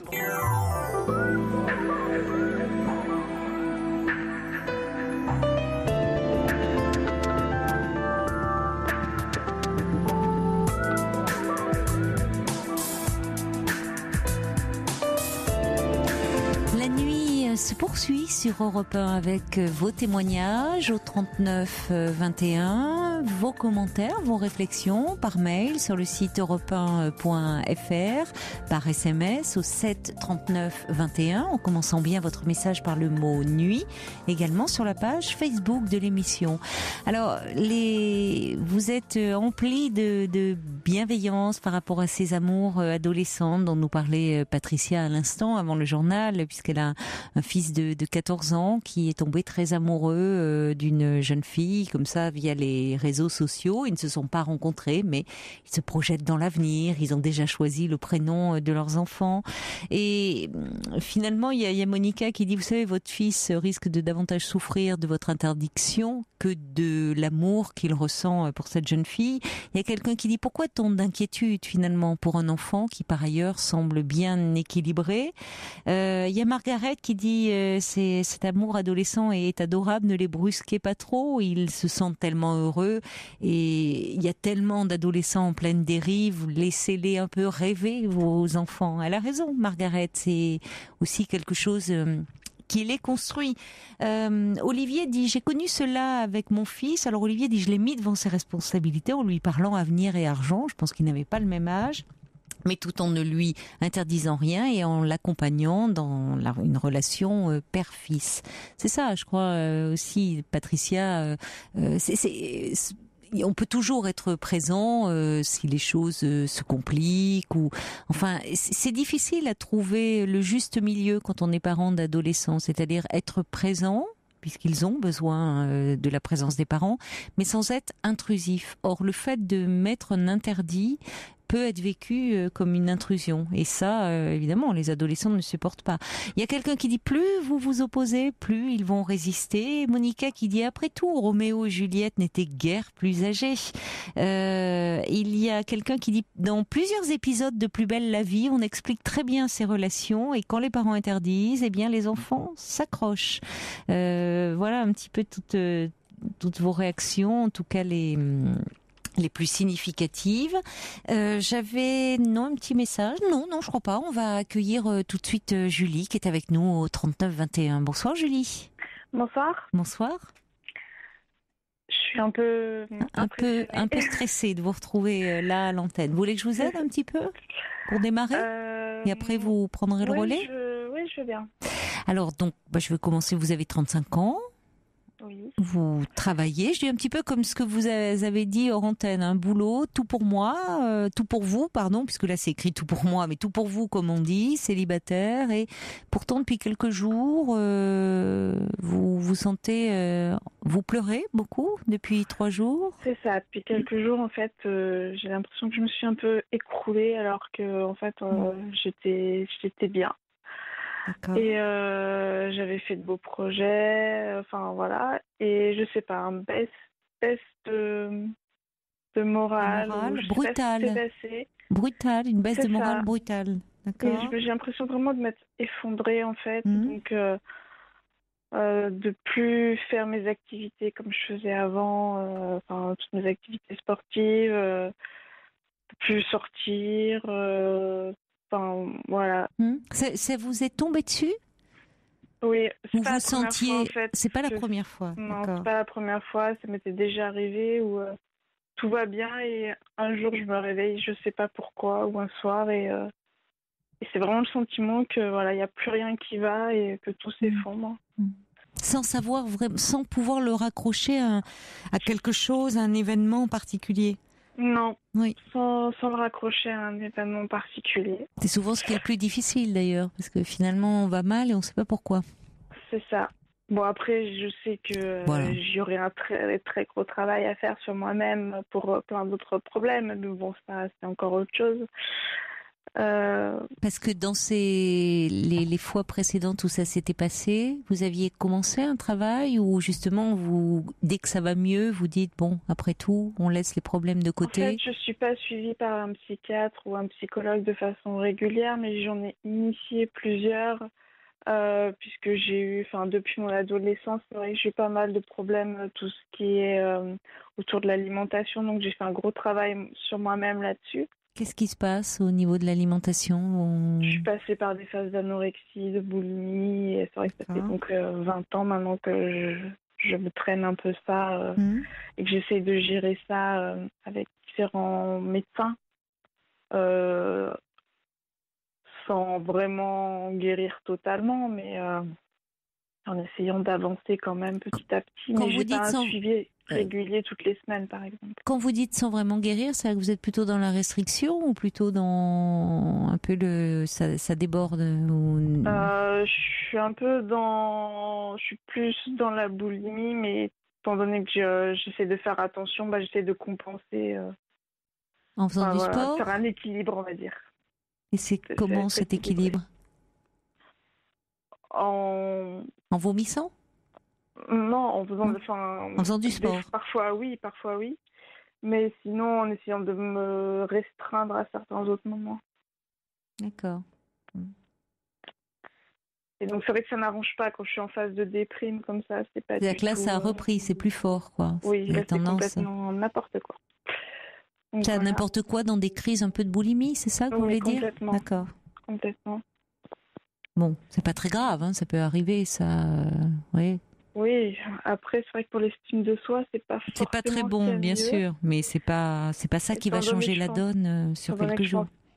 Ouais. Vous vous sentez angoissée, là, en ce moment? Oui, je me sens. Ouais, en fait, j'ai une espèce d'angoisse intérieure. On dirait qu'elle est toujours un peu là et que des fois, elle sort et. Je me demande si c'est mon fond qui est comme ça, mon fond à moi qui est toujours un peu comme ça. De stresser, d'angoisser. Oui, c'est intéressant quand vous dites votre fond, comme si c'est quelque chose que vous voulez bien enfouir au plus profond et puis que si par moment, comme malgré vous, il ressortait, il sortait comme un diable de sa boîte et il vous terrassait là. On cherche tous, vous savez, plus ou moins à cacher un peu ces parties obscures de notre personnalité. On n'est pas fait tout d'un bloc, hein. Donc tout un chacun, on a des zones d'ombre. Bon, qui peuvent ressurgir par moments, et le problème c'est quand elles font mal comme ça, qu'est-ce qu'on en fait? Donc c'est vrai qu'on peut, si ça dure pas, mettre le couvercle dessus et puis on les laisse au tréfonds de notre être. Par moment, on peut dire, autant mettre la lumière un peu dessus. Qu'est-ce qui se passe? Qu'est-ce qu'elles disent au fond de vous? Parce que c'est toujours singulier, hein, en revanche. Même si les symptômes ressemblent à ce que d'autres peuvent vivre, l'histoire, l'origine de chacun, c'est toujours quelque chose de très singulier et qui dit quelque chose de vous. Je pense que j'ai un gros besoin qu'on m'aime, en fait. Ah oui, mais... Parce que j'ai toujours eu un grand manque de confiance en moi, même quand, par exemple, je fais des courses sportives ou ce genre de choses-là. Je mets toujours la pression, mais juste moi-même, en fait, par rapport à moi-même, juste pour me dire je vaux quelque chose. Donc vous faites de la course? Oui, je fais un peu de course à pied, ce genre de choses. Bon, on fait une petite halte alors, hein, justement, dans cette course. Le temps d'un instant, on se retrouve dans quelques minutes, d'accord? Europe 1. Caroline Dublanche. Julie, donc vous me disiez que alors vous faites de la course et dans ces cas-là vous vous mettez beaucoup de pression. Quand vous avez un gros besoin qu'on vous aime, c'est-à-dire que vous mettez une pression à l'extrême, quoi. Il faut que vous réussissiez. En fait, je mets une pression alors que j'ai pas d'enjeu parce que c'est pas mon métier ou ce genre de choses-là. C'est juste par rapport à moi-même où en fait ça me redonne de la confiance en moi et de l'estime de moi-même. Et pendant les jours qui vont suivre, je vais être très bien. Gonflé à bloc, quoi. Gonflé à bloc, vous avez un objectif. Et vous êtes Par d'autant... contre, je sais que si ça se passe mal, je peux me traiter de tous les noms et me mettre encore plus bas que terre. Enfin, je suis pas forcément tendre, comme on le dit, avec moi-même. C'est ça, selon le résultat, soit pendant quelque temps ça va être le nirvana, ou sinon c'est comme si tout d'un coup vous ne valiez plus rien parce que vous avez pas fait votre temps. Ou... Vous allez faire le marathon de Paris là cette année? Non, je vais pas le faire cette année, non. Non, bah, c'est peut-être pas plus mal si vous vous sentez pas bien en ce moment en plus. Hein. Pas la peine d'aller vous mettre la pression là. Allô? Oui. Et D'accord. par exemple, là, pendant ces 3 jours, vu que ça n'allait pas du tout, je me suis mise à regarder, vous savez, des films romantiques, tout ça. Et je me suis même prise à pleurer, en fait, à regarder les happy end, comme on dit. Je me suis trouvée ridicule, mais bon. Non, parce que ça vous donnait la possibilité de pleurer finalement. C'est ça, quand vous dites que vous pleurez, c'est Oui, en ça me donnait regardant la ces films. possibilité de pleurer, mais je sais pas, c'était le fait de ressentir des émotions, de bonheur, même si c'était complètement, irréel, puisque c'était pas moi qui les ressentais, c'était Si, un quand film. finalement vous pleuriez, c'était quand même vous à travers les Voilà. personnages du film. Donc c'était une C'est façon. complètement stupide, parce que les choses, il faut Bon, les c'est vivre. pas stupide parce que c'est comme ça que ça marche, hein, par identification. Quand on va au cinéma aussi et qu'on pleure devant une scène triste, ou au contraire un happy end, comme vous dites. Voilà, c'est pas nous qui vivons la scène, mais on se projette dans ce qui est vécu. Donc c'est pas stupide. C'est comme ça que ça fonctionne. Qu'est-ce qui fait que vous avez pourquoi vous avez le sentiment d'avoir manqué comme ça, ou tant besoin d'amour? Qu'est-ce qui dans vos relations, justement dans votre enfance, qu'est-ce qui, selon vous, expliquerait un peu ce manque-là? Besoin d'affection, de reconnaissance.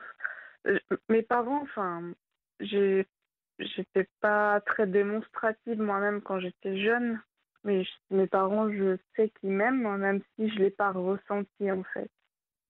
Oui, vous le savez aujourd'hui, mais c'est-à-dire que vos parents ne sont pas très tendres, ni votre père, ni votre mère. Non, je sais qu'ils m'aiment, ils sont tendres, mais moi quand j'étais jeune, j'étais très renfermée en fait. Donc tout ce qui était sentiment, je voulais même pas en entendre parler. Mais quand vous étiez jeune, c'était... Quand j'étais ado. Quand vous étiez... Oui, mais ça c'est normal, hein, quand on est ado. Surtout venant des... Enfin, il y a une très grande pudeur qui s'installe. Mais quand vous étiez enfant... Oh, c'était pareil, j'étais assez renfermée. Et vous avez eu des petites amies quand vous étiez ado, justement? Où là, les sentiments peuvent s'exprimer? J'ai plutôt sur le tard, je sais pas trop, vers 17-18 ans que ça a commencé à... Oui, bah ça va, c'est pas Mais j'ai pas eu beaucoup de petits amis et je pense que j'ai pas mal souffert des relations garçon-fille quand j'étais jeune. Pourquoi ça vous faisait souffrir? Parce que j'étais pas forcément celle qu'on regardait et je pense que j'étais pas... Du coup, en fait, je me valorisais pas forcément.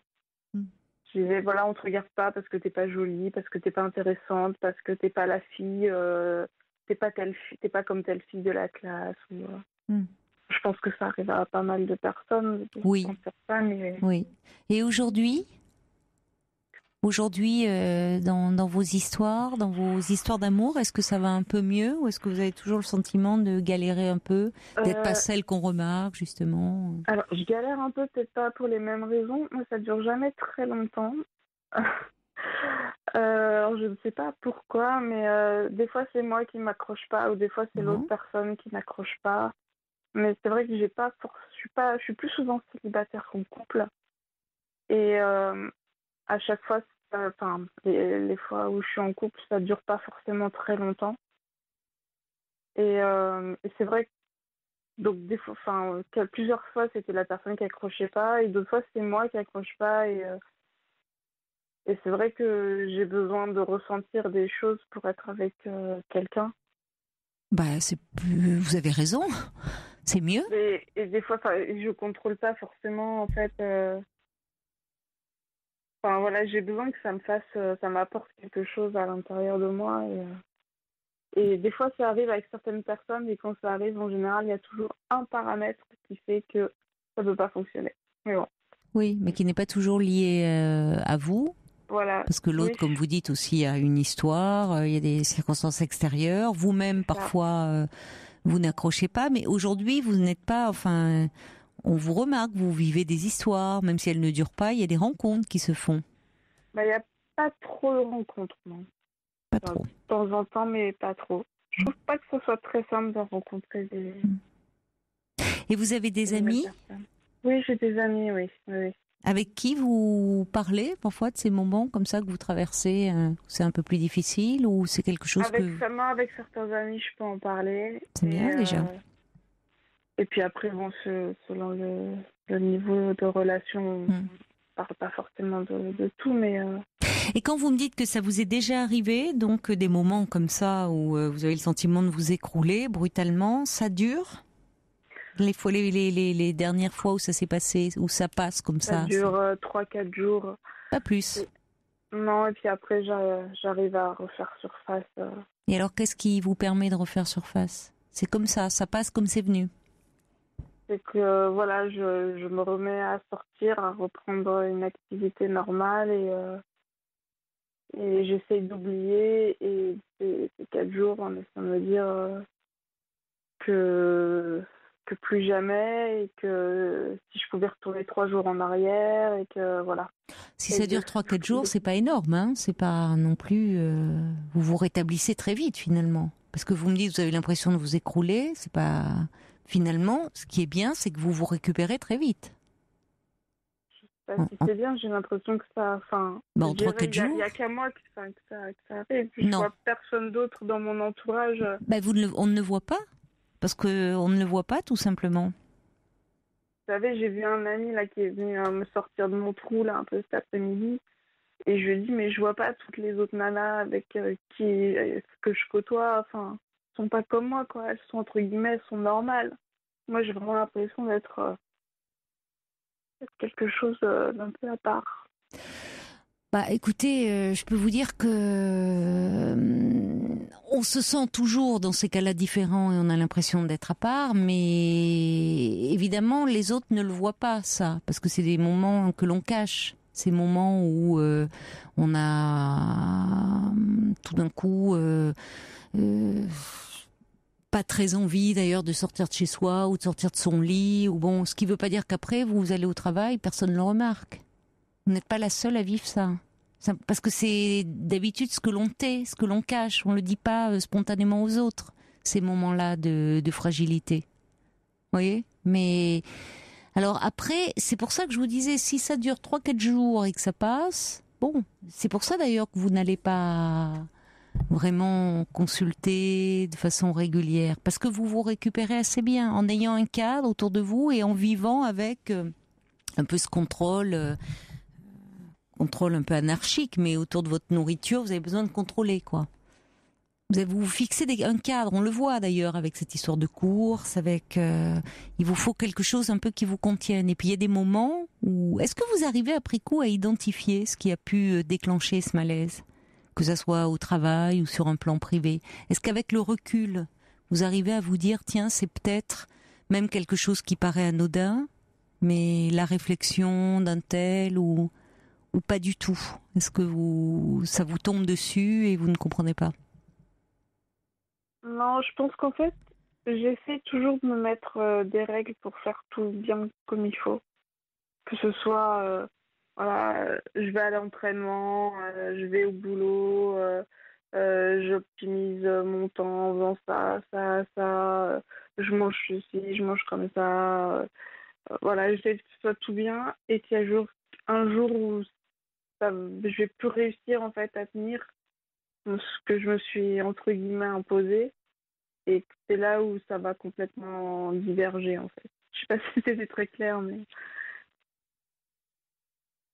bon, après, c'est à vous de voir, mais je trouve que c'est un peu dommage de vivre, parce que vous êtes quand même jeune, vous avez 35 ans, de vivre avec ce côté, comme vous dites, là, de mettre ça au très fond de vous, et puis de se dire en espérant que ça ressurgisse pas, puis finalement ça ressurgit, parce qu'évidemment, tout ce qui reste comme ça, d'un malaise, qui se traduit par ce symptôme par rapport, un peu ce désordre par rapport à votre alimentation. Bon, qui a été déclenché au moment de votre adolescence. Ce sentiment de vide un peu qui s'empare de vous dans ces moments-là. Exactement ça. Bon. C'est un grand sentiment de vide. Voilà, de vide, de presque non-existence, quoi. C'est-à-dire, il y a quelque chose où vous vous rattachez à des sensations à nouveau pour revenir, qui passent par le corps d'ailleurs, hein, évidemment. C'est aussi dans ce rapport à la nourriture, dans le fait de vous remplir. Vous vous remplissez à ce moment-là de nourriture, mais je trouve que ça vaudrait quand même le coup, personnellement, de vous pencher un peu là-dessus, vraiment, plutôt que d'être dans ce mal-être, que vous vous traînez, à minima, certes, mais à minima quand même. Alors après, je trouve qu'il vaudrait mieux s'y attaquer parce que ça peut se combler. C'est-à-dire, il y a quelque chose dans cette image de vous, ce vide en vous, le fait que vous avez du mal à vous aimer et à finalement vous dire que l'existence, vous pouvez en bénéficier, être heureuse, vous faire plaisir. C'est pas gagné, hein. Non, et là, je peux vous dire que vous n'êtes pas la seule à vivre ça, si ça peut vous rassurer. Mais pour autant, qu'est-ce que vous en faites, vous, Julie ? Donc moi je trouve que ça vaudrait quand même la peine d'aller en parler et de vous pencher un peu là-dessus. Déjà ça éviterait ces passages-là, ces dépressurisations brutales qui sont quand même pas très agréables, et de vivre avec cette anxiété que ça revienne. Et d'essayer d'être un peu mieux dans votre corps, dans votre vie, et un peu mieux avec vous-même. Ça vaut la peine. Donc essayez de trouver quelqu'un, peut-être un peu spécialiste d'ailleurs des troubles alimentaires, ça serait mieux, parce que, vous voyez, un psychiatre spécialiste des troubles alimentaires qui pourrait un peu vous aider à aller mieux. D'accord ? Ok. Bon courage, Julie. Merci. Au revoir. Bonne soirée. Pour parler à Caroline Dublanche, Appelez le 3921. 50 centimes la minute plus coût de l'appel. Allez, il vous reste un peu moins d'une demi-heure, puisqu'il est minuit 35. Vous écoutez Europe 1, un peu moins d'une demi-heure pour appeler le 3921, qui est le standard. Et si vous n'arrivez pas à obtenir Paul et Amandine, ou passer une heure, vous pouvez laisser un message sur le répondeur de la libre antenne, qui est disponible 24 heures sur 24, 7 jours sur 7. Donc, si vous souhaitez être rappelé, surtout n'oubliez pas de nous laisser votre numéro de téléphone. Et c'est Marie-Antoinette qui est avec nous. Bonsoir. Bonsoir. Bonsoir. Comment allez-vous? Ça va très bien, merci. C'est gentil de me le demander. Et vous? Oui. Et vous? Ça va. Avec mes 74 ans, ça va. Bon, il pèse un peu, vous voulez dire, par moment, vous les sentez un peu? Au point de vue douleur, des fois. Ah oui. Bon. Moralement, non. Je crois pas. Bon, c'est bien, c'est bien. En fait. Tant mieux. Peut-être, j'en sais rien. Bon, alors moi, mon problème, il est un peu compliqué, voilà. Alors. Comme je disais, j'ai un ami de 24 ans, disons 25 ans.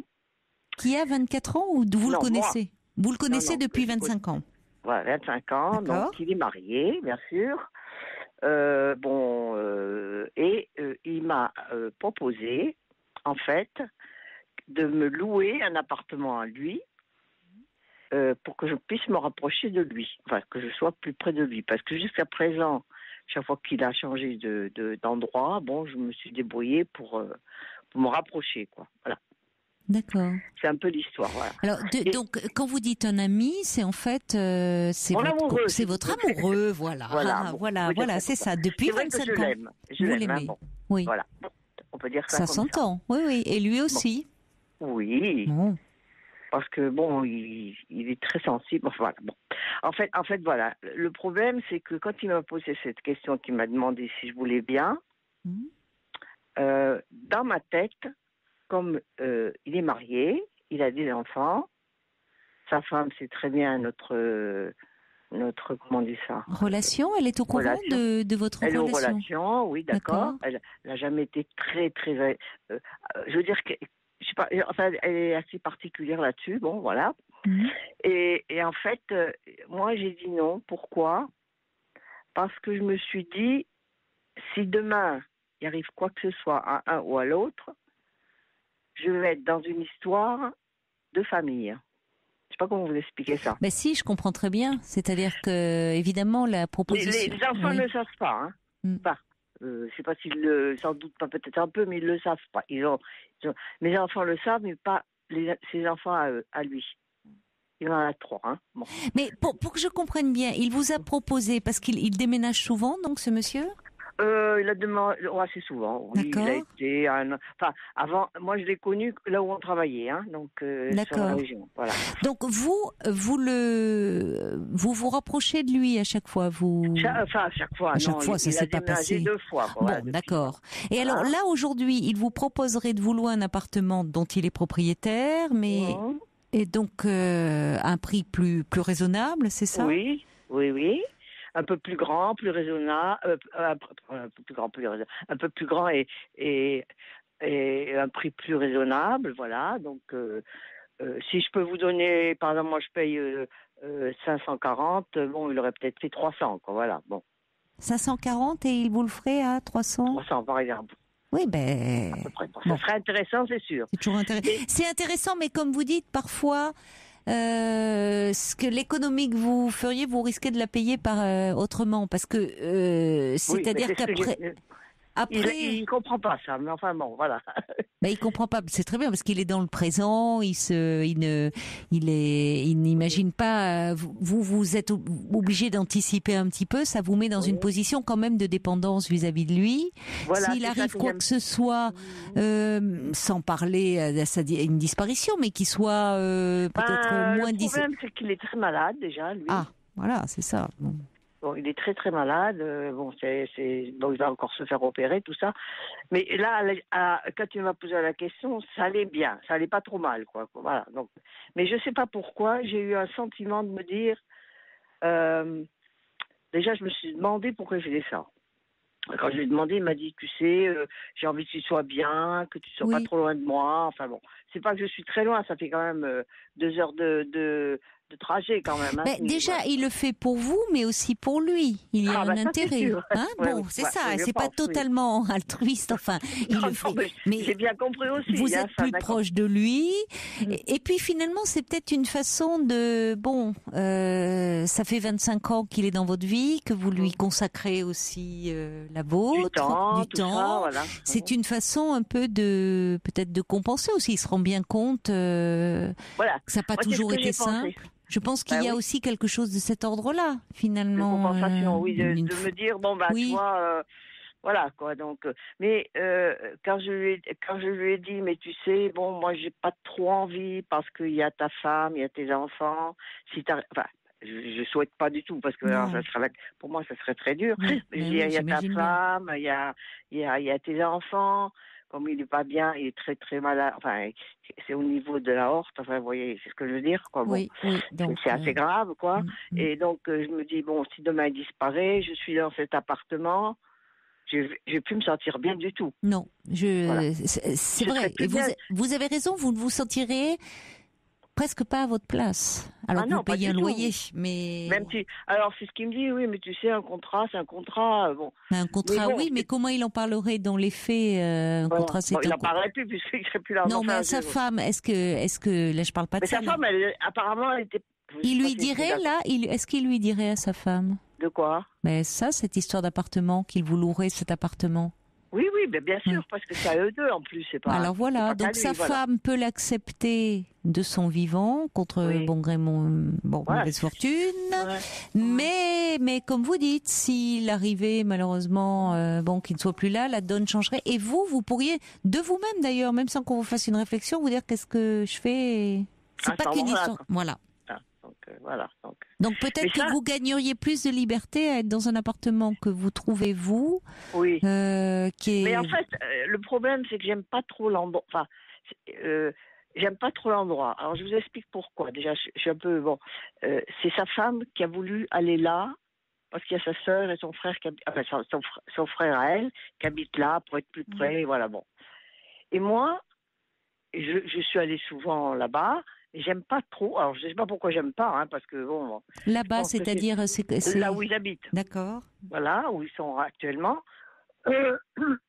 Parce que bon, je sais pas, je me sens pas à l'aise. Mais vous voyez où dans cet appartement-là, justement, qu'il voudrait Non, il vient chez moi. Bon, plus trop maintenant parce que comme il est pas trop bien, il vient plus trop bien. Mais des fois, c'est moi qui vais le voir. Enfin voilà quoi. Donc, on se voit. Là où il habite, quoi. Oui, mais alors là, il y a une chose que j'ai pas bien saisie. Vous habitez pour le moment, vous n'êtes pas proche. Vous avez au moins 2 heures de route, vous me dites. Voilà, c'est ça, oui. Bon, donc quand vous allez le rejoindre, soit c'est lui qui venait chez vous, et si vous allez le rejoindre là où il habite, vous voyez où dans cet appartement? Oui, non, chez lui. Ah, chez lui, carrément. Pas là, enfin bon, oui. Je comprends que vous vous sentiez pas bien. Voilà, déjà bon. Enfin, oui, c'est pas très agréable. Oui, ou des fois on va manger un petit truc parce que nous on aime bien faire des petits repas. Moi, je vais vous dire franchement, je préfère manger à la maison où on est plus intime que dans un restaurant. Enfin bon, ça c'est mon point de vue. Hein. Oui. Enfin bon, ça a toujours été comme ça, mais bon. Mais il a parfois envie de vous faire plaisir, de vous inviter. Voilà, ça c'est sûr, oui. Enfin bon, là-dessus, il n'y a pas de problème. Hein. Il m'a dit, si tu déménages, je gère, t'inquiète pas, tu n'auras rien à payer. Enfin, vous voyez. Il aimerait, voilà, il y a une façon de prendre soin de vous finalement, dire un peu tout ce qu'il a. S'occuper de vous. Oui, c'est ce que je pense aussi. Mais quand j'ai dit non, ça l'a blessé. Franchement, mais qu'est-ce qui le blesse? Parce qu'il peut quand même comprendre les choses. Alors, même si vous avez du mal à le dire, parce qu'évidemment c'est compliqué, vous anticipez une éventuelle disparition, mais enfin. Il en parle souvent, hein, lui. Il en parle et en disant, enfin, il peut comprendre que ce n'est pas contre lui, mais que du coup. Ouais. Vous ne vous sentiriez pas à votre place et qu'on pourrait de toute façon vous le reprocher. Oui, c'est vrai. Et même si son épouse actuellement ne dit rien, la donne serait peut-être un peu différente s'il n'était plus là. Elle pourrait. À ce moment-là, il y aurait une petite. Moi, je pense qu'il y aurait une petite vengeance. Enfin, c'est peut-être pas sûr, hein. Une petite vengeance, vous voyez, pas vengeance, je sais pas comment dire ça. Non, mais enfin, bon, il pourrait. Truc de dire, maintenant, il est plus là. Voilà. Voilà. Donc. C'est possible, bien sûr que cette réaction est tout à fait envisageable. Oui. Et, bon. Et de la part après, des enfants dire, il y a plein de choses qui peuvent se régler. Ou vous, en tout cas, ça vous mettrait en situation pas facile et assez inconfortable, je trouve, assez inconfortable. Oui. Et là où il ne voit pas, il voit que le côté pour vous de vous apporter au contraire plus de confort. Mais dans les faits, moi je comprends tout à fait votre point de vue.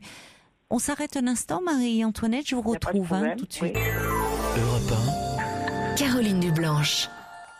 Marie-Antoinette, oui. Dites-moi, et alors vous n'avez pas, là où vous êtes actuellement, vous vous sentez bien dans cet appartement? Vous n'avez pas Oui, là cette fois-ci, vous ne seriez pas prête à vous rapprocher à nouveau pour l'instant, non.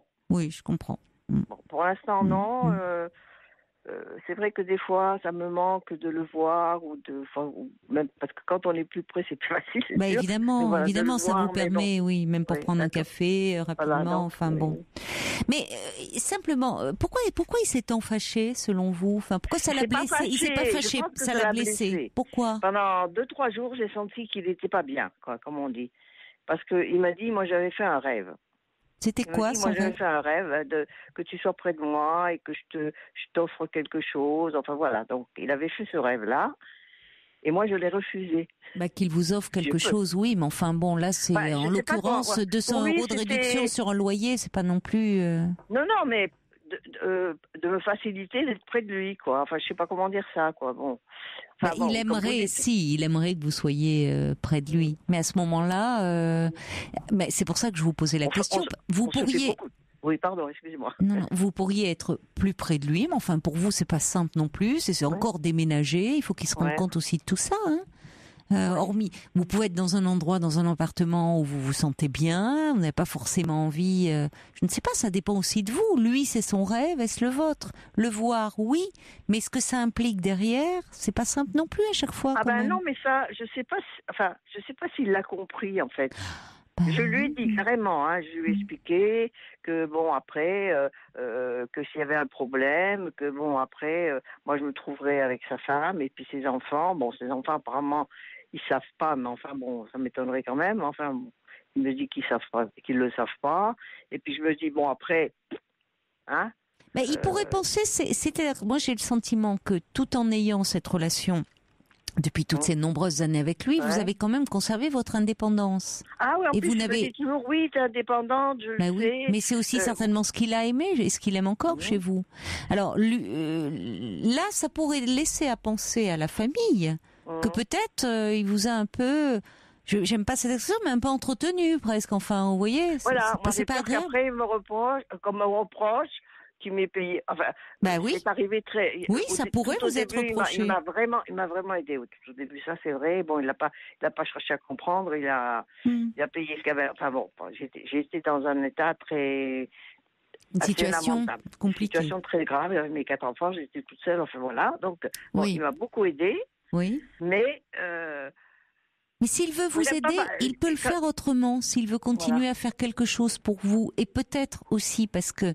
Il se sent plus vulnérable actuellement. Aussi, il a peut-être, c'est ça. On entend, il aimerait pouvoir, comme un peu vous mettre à l'abri. Il y a quelque chose de. Il veut me mettre à l'abri, mais il s'est pas rendu compte. Non, je pense qu'il n'a pas mesuré que ça pouvait en fait vous mettre dans une situation inconfortable. Ça partait d'une très bonne intention, certainement. Oui, ça. Même si évidemment, il a c'était. Il est pas calculateur là-dessus. Voilà, vous mettre dans un appartement agréable où le loyer serait moins élevé. Il m'a dit je le ferais bien gratuitement, mais je peux pas. Non, parce qu'il n'est pas tout seul, tout ça, voilà. Donc voilà. Bon, en fait, c'était un peu ça. Mais bon, après. Donc ça partait d'une bonne intention, mais c'était très louable de sa part. Mais il ne mesure pas que ça peut vous mettre dans une situation difficile. Parce que cet appartement, comme vous le dites, est à l'heure de non. Oh oui, ça c'est sûr. Donc en cas de problème. C'est elle, Bon, après il y a les enfants, vous savez comment. Mais il y a les enfants, c'est-à-dire qu'ils peuvent décider de le vendre. Parce que non, mais ils peuvent décider de le vendre, ils peuvent décider. Voilà. Et vous, vous allez prendre. Une fois, je m'en aille, quoi. Voilà. Voilà, encore une fois, il faudra que vous en alliez. Donc, c'est pas vous mettre à l'abri. C'est pas vous mettre à l'abri en fait. Et je pense qu'en y réfléchissant, c'est un peu de sa culpabilité à lui, certainement, qui ressort là aussi. Il faut qu'il s'en arrange. Je pense qu'il faut qu'il s'en arrange aussi. C'est ce que j'ai pensé, mais j'ai un peu de mal de lui dire, moi. Mais il ne s'agit pas d'envenimer les choses maintenant, surtout que vous, c'est un homme que vous aimez, qui vous aime, qui maintenant est malade. Au contraire, vous pouvez lui dire que vous avez été très sensible à sa proposition et touché de sa proposition, mais que pour vous, c'est compliqué à nouveau de déménager.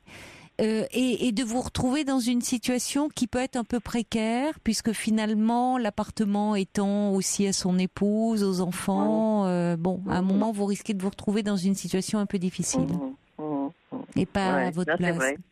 Simplement, mais en lui disant en disant que vous avez été très touché et sensible à sa proposition. J'en ai pas parlé parce que quand je lui ai dit non, il me dit alors qu'est-ce que tu fais? Je lui ai dit non. Oui, il peut le prendre comme non, je n'ai pas envie de me rapprocher de toi. Je partais à ce moment-là. Je ne sais pas comment dire ça. Donc, j'ai ressenti une tristesse. Une tristesse, oui, parce que... Il a été secoué, comme on dit. Quoi. Voilà, donc oui, c'est pour ça que ça serait dommage de rester sur quelque chose d'un peu difficile et autant le reprendre en disant, tu sais, j'ai réfléchi à ta proposition et je te remercie, ça me touche, je sens bien que tu aimerais cette attention pour moi, me mettre à l'abri, mais c'est pas si simple parce que c'est encore déménager. Vous pouvez lui dire que vous aussi vous aimeriez bien être plus proche, mais que ça vous met dans une position un peu délicate vis-à-vis de sa famille. Oui, c'est tout. Et il le comprendra au fond. Ouais, c'est vrai. Il le comprendra. C'est pas contre lui, et il peut comprendre dans ce non. Genre, je n'ai pas envie de me rapprocher. Un peu m'éloigner de lui. Oui, peut-être. Il a pensé plein de trucs. Oui. Je sais pas quoi, mais enfin, donc autant le rassurer et lui dire que vous avez été sensible à ça, mais que ça vous mettrait dans une situation plus délicate qu'autre chose. Il le comprendra. Ouais. Moi, d'abord, parce que je sais pas pourquoi, mais j'ai eu dans l'idée, moi, d'abord, qu'il voulait comment on dirait ça, me prendre dans sa, comment on dirait ça, avec lui, quoi. Je sais pas comment dire ça. Il a besoin, certainement, oui, il aimerait que vous soyez plus proche de lui parce qu'il se sent, lui, moins bien, plus fragile, que vous puissiez être... parce que il a besoin de vous. Problème, moi, je suis venue, c'est même pas le problème. C'est ce que vous pouvez le rassurer à ce niveau-là en lui disant en 2 heures, je suis là, quoi. Je peux être tout de suite là. Oui, déjà. Mais bon... Ou à ce moment-là, il peut, si vous voulez rester, vous pouvez dormir à l'hôtel, il peut vous payer une nuit d'hôtel. Enfin, vous voyez, il peut y avoir des choses comme ça, des aménagements de cet ordre-là. Ouais. Mais il faut qu'ils comprennent aussi que pour vous, d'une part, c'est pas facile de changer encore une nouvelle fois, et pour une situation qui serait pas pérenne, parce qu'après tout, si vous changiez, mais en disant bon voilà, maintenant j'ai cet appartement avec un bail, vous voyez, il faudrait que ça soit vraiment. Mais ah non, mais ça serait fait dans les règles, c'est pas oui, le problème, certes, mais un bail, c'est pas. Mais les enfants, l'épouse peut décider de vendre, donc bon. Aussi, oui. Donc ça vous met dans une situation insécurisante. Mais je pense que ça, il ne l'a pas du tout perçu. Il ne voit que le côté aussi, vous êtes plus proche de lui, c'est moins cher au niveau du loyer. Il se projette pas trop dans l'avenir. Bon, il y avait une pièce de plus, il y avait un petit jardin. Enfin, moi aussi j'ai un petit jardin, mais enfin voilà quoi. Donc, mais enfin bon, c'est pas. Je sais pas. Bon, je crois qu'il faut que vous. Parce que je sais pas. En fait.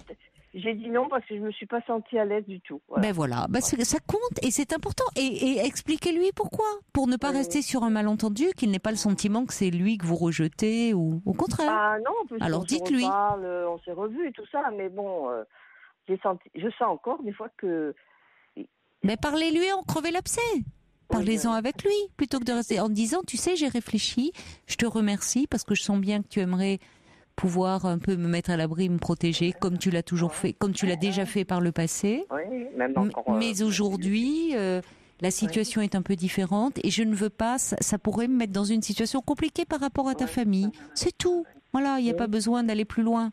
Et, d'accord, ça sera finalement, et ça lèvera un peu ce malentendu entre vous. Bonne soirée, Marie-Antoinette. Merci beaucoup. C'est moi qui vous remercie de votre appel. Mon écoute. Vous m'avez compris. Mais vous m'avez écouté aussi. Bonne soirée, Marie-Antoinette. Au revoir. Au revoir. Europe 1. Caroline Dublanche. Et c'est maintenant Agnès qui est avec nous. Bonsoir, Agnès. Bonsoir, Caroline. Bonsoir. Vous vouliez revenir, vous, sur le tout premier témoignage, celui de Marie, qui nous parlait de cette arnaque sur Internet, où elle a cru avoir un énorme virus, ou d'ailleurs un tout petit virus, il n'a pas besoin d'être énorme, sur son ordinateur. Oui, alors moi, ça s'est pas tout à fait passé de la même façon, mais bon, j'ai ouvert quelque chose qui était sur Facebook. Oui. Et voilà, en ouvrant, c'était un acteur ou je ne sais plus trop qui était malade, et je dis tiens, je vais lire ce que c'est. Et à ce moment-là, donc j'ai eu exactement pareil, un écran bleu, avec plus possible de rien faire du tout. Mais alors vraiment rien faire, même pas arrêter mon ordi. Et à ce moment-là, ils se sont présentés comme Microsoft. D'accord. Voilà, donc avec un numéro de téléphone à les joindre, donc l'erreur à pas faire, j'ai téléphoné. Vous avez téléphoné, oui. Et il commençait par quoi le numéro de téléphone écoutez, je ne sais pas. Plus. Franchement, je ne sais plus. Et c'était un vendredi soir, je travaillais du week-end, donc je me suis dit...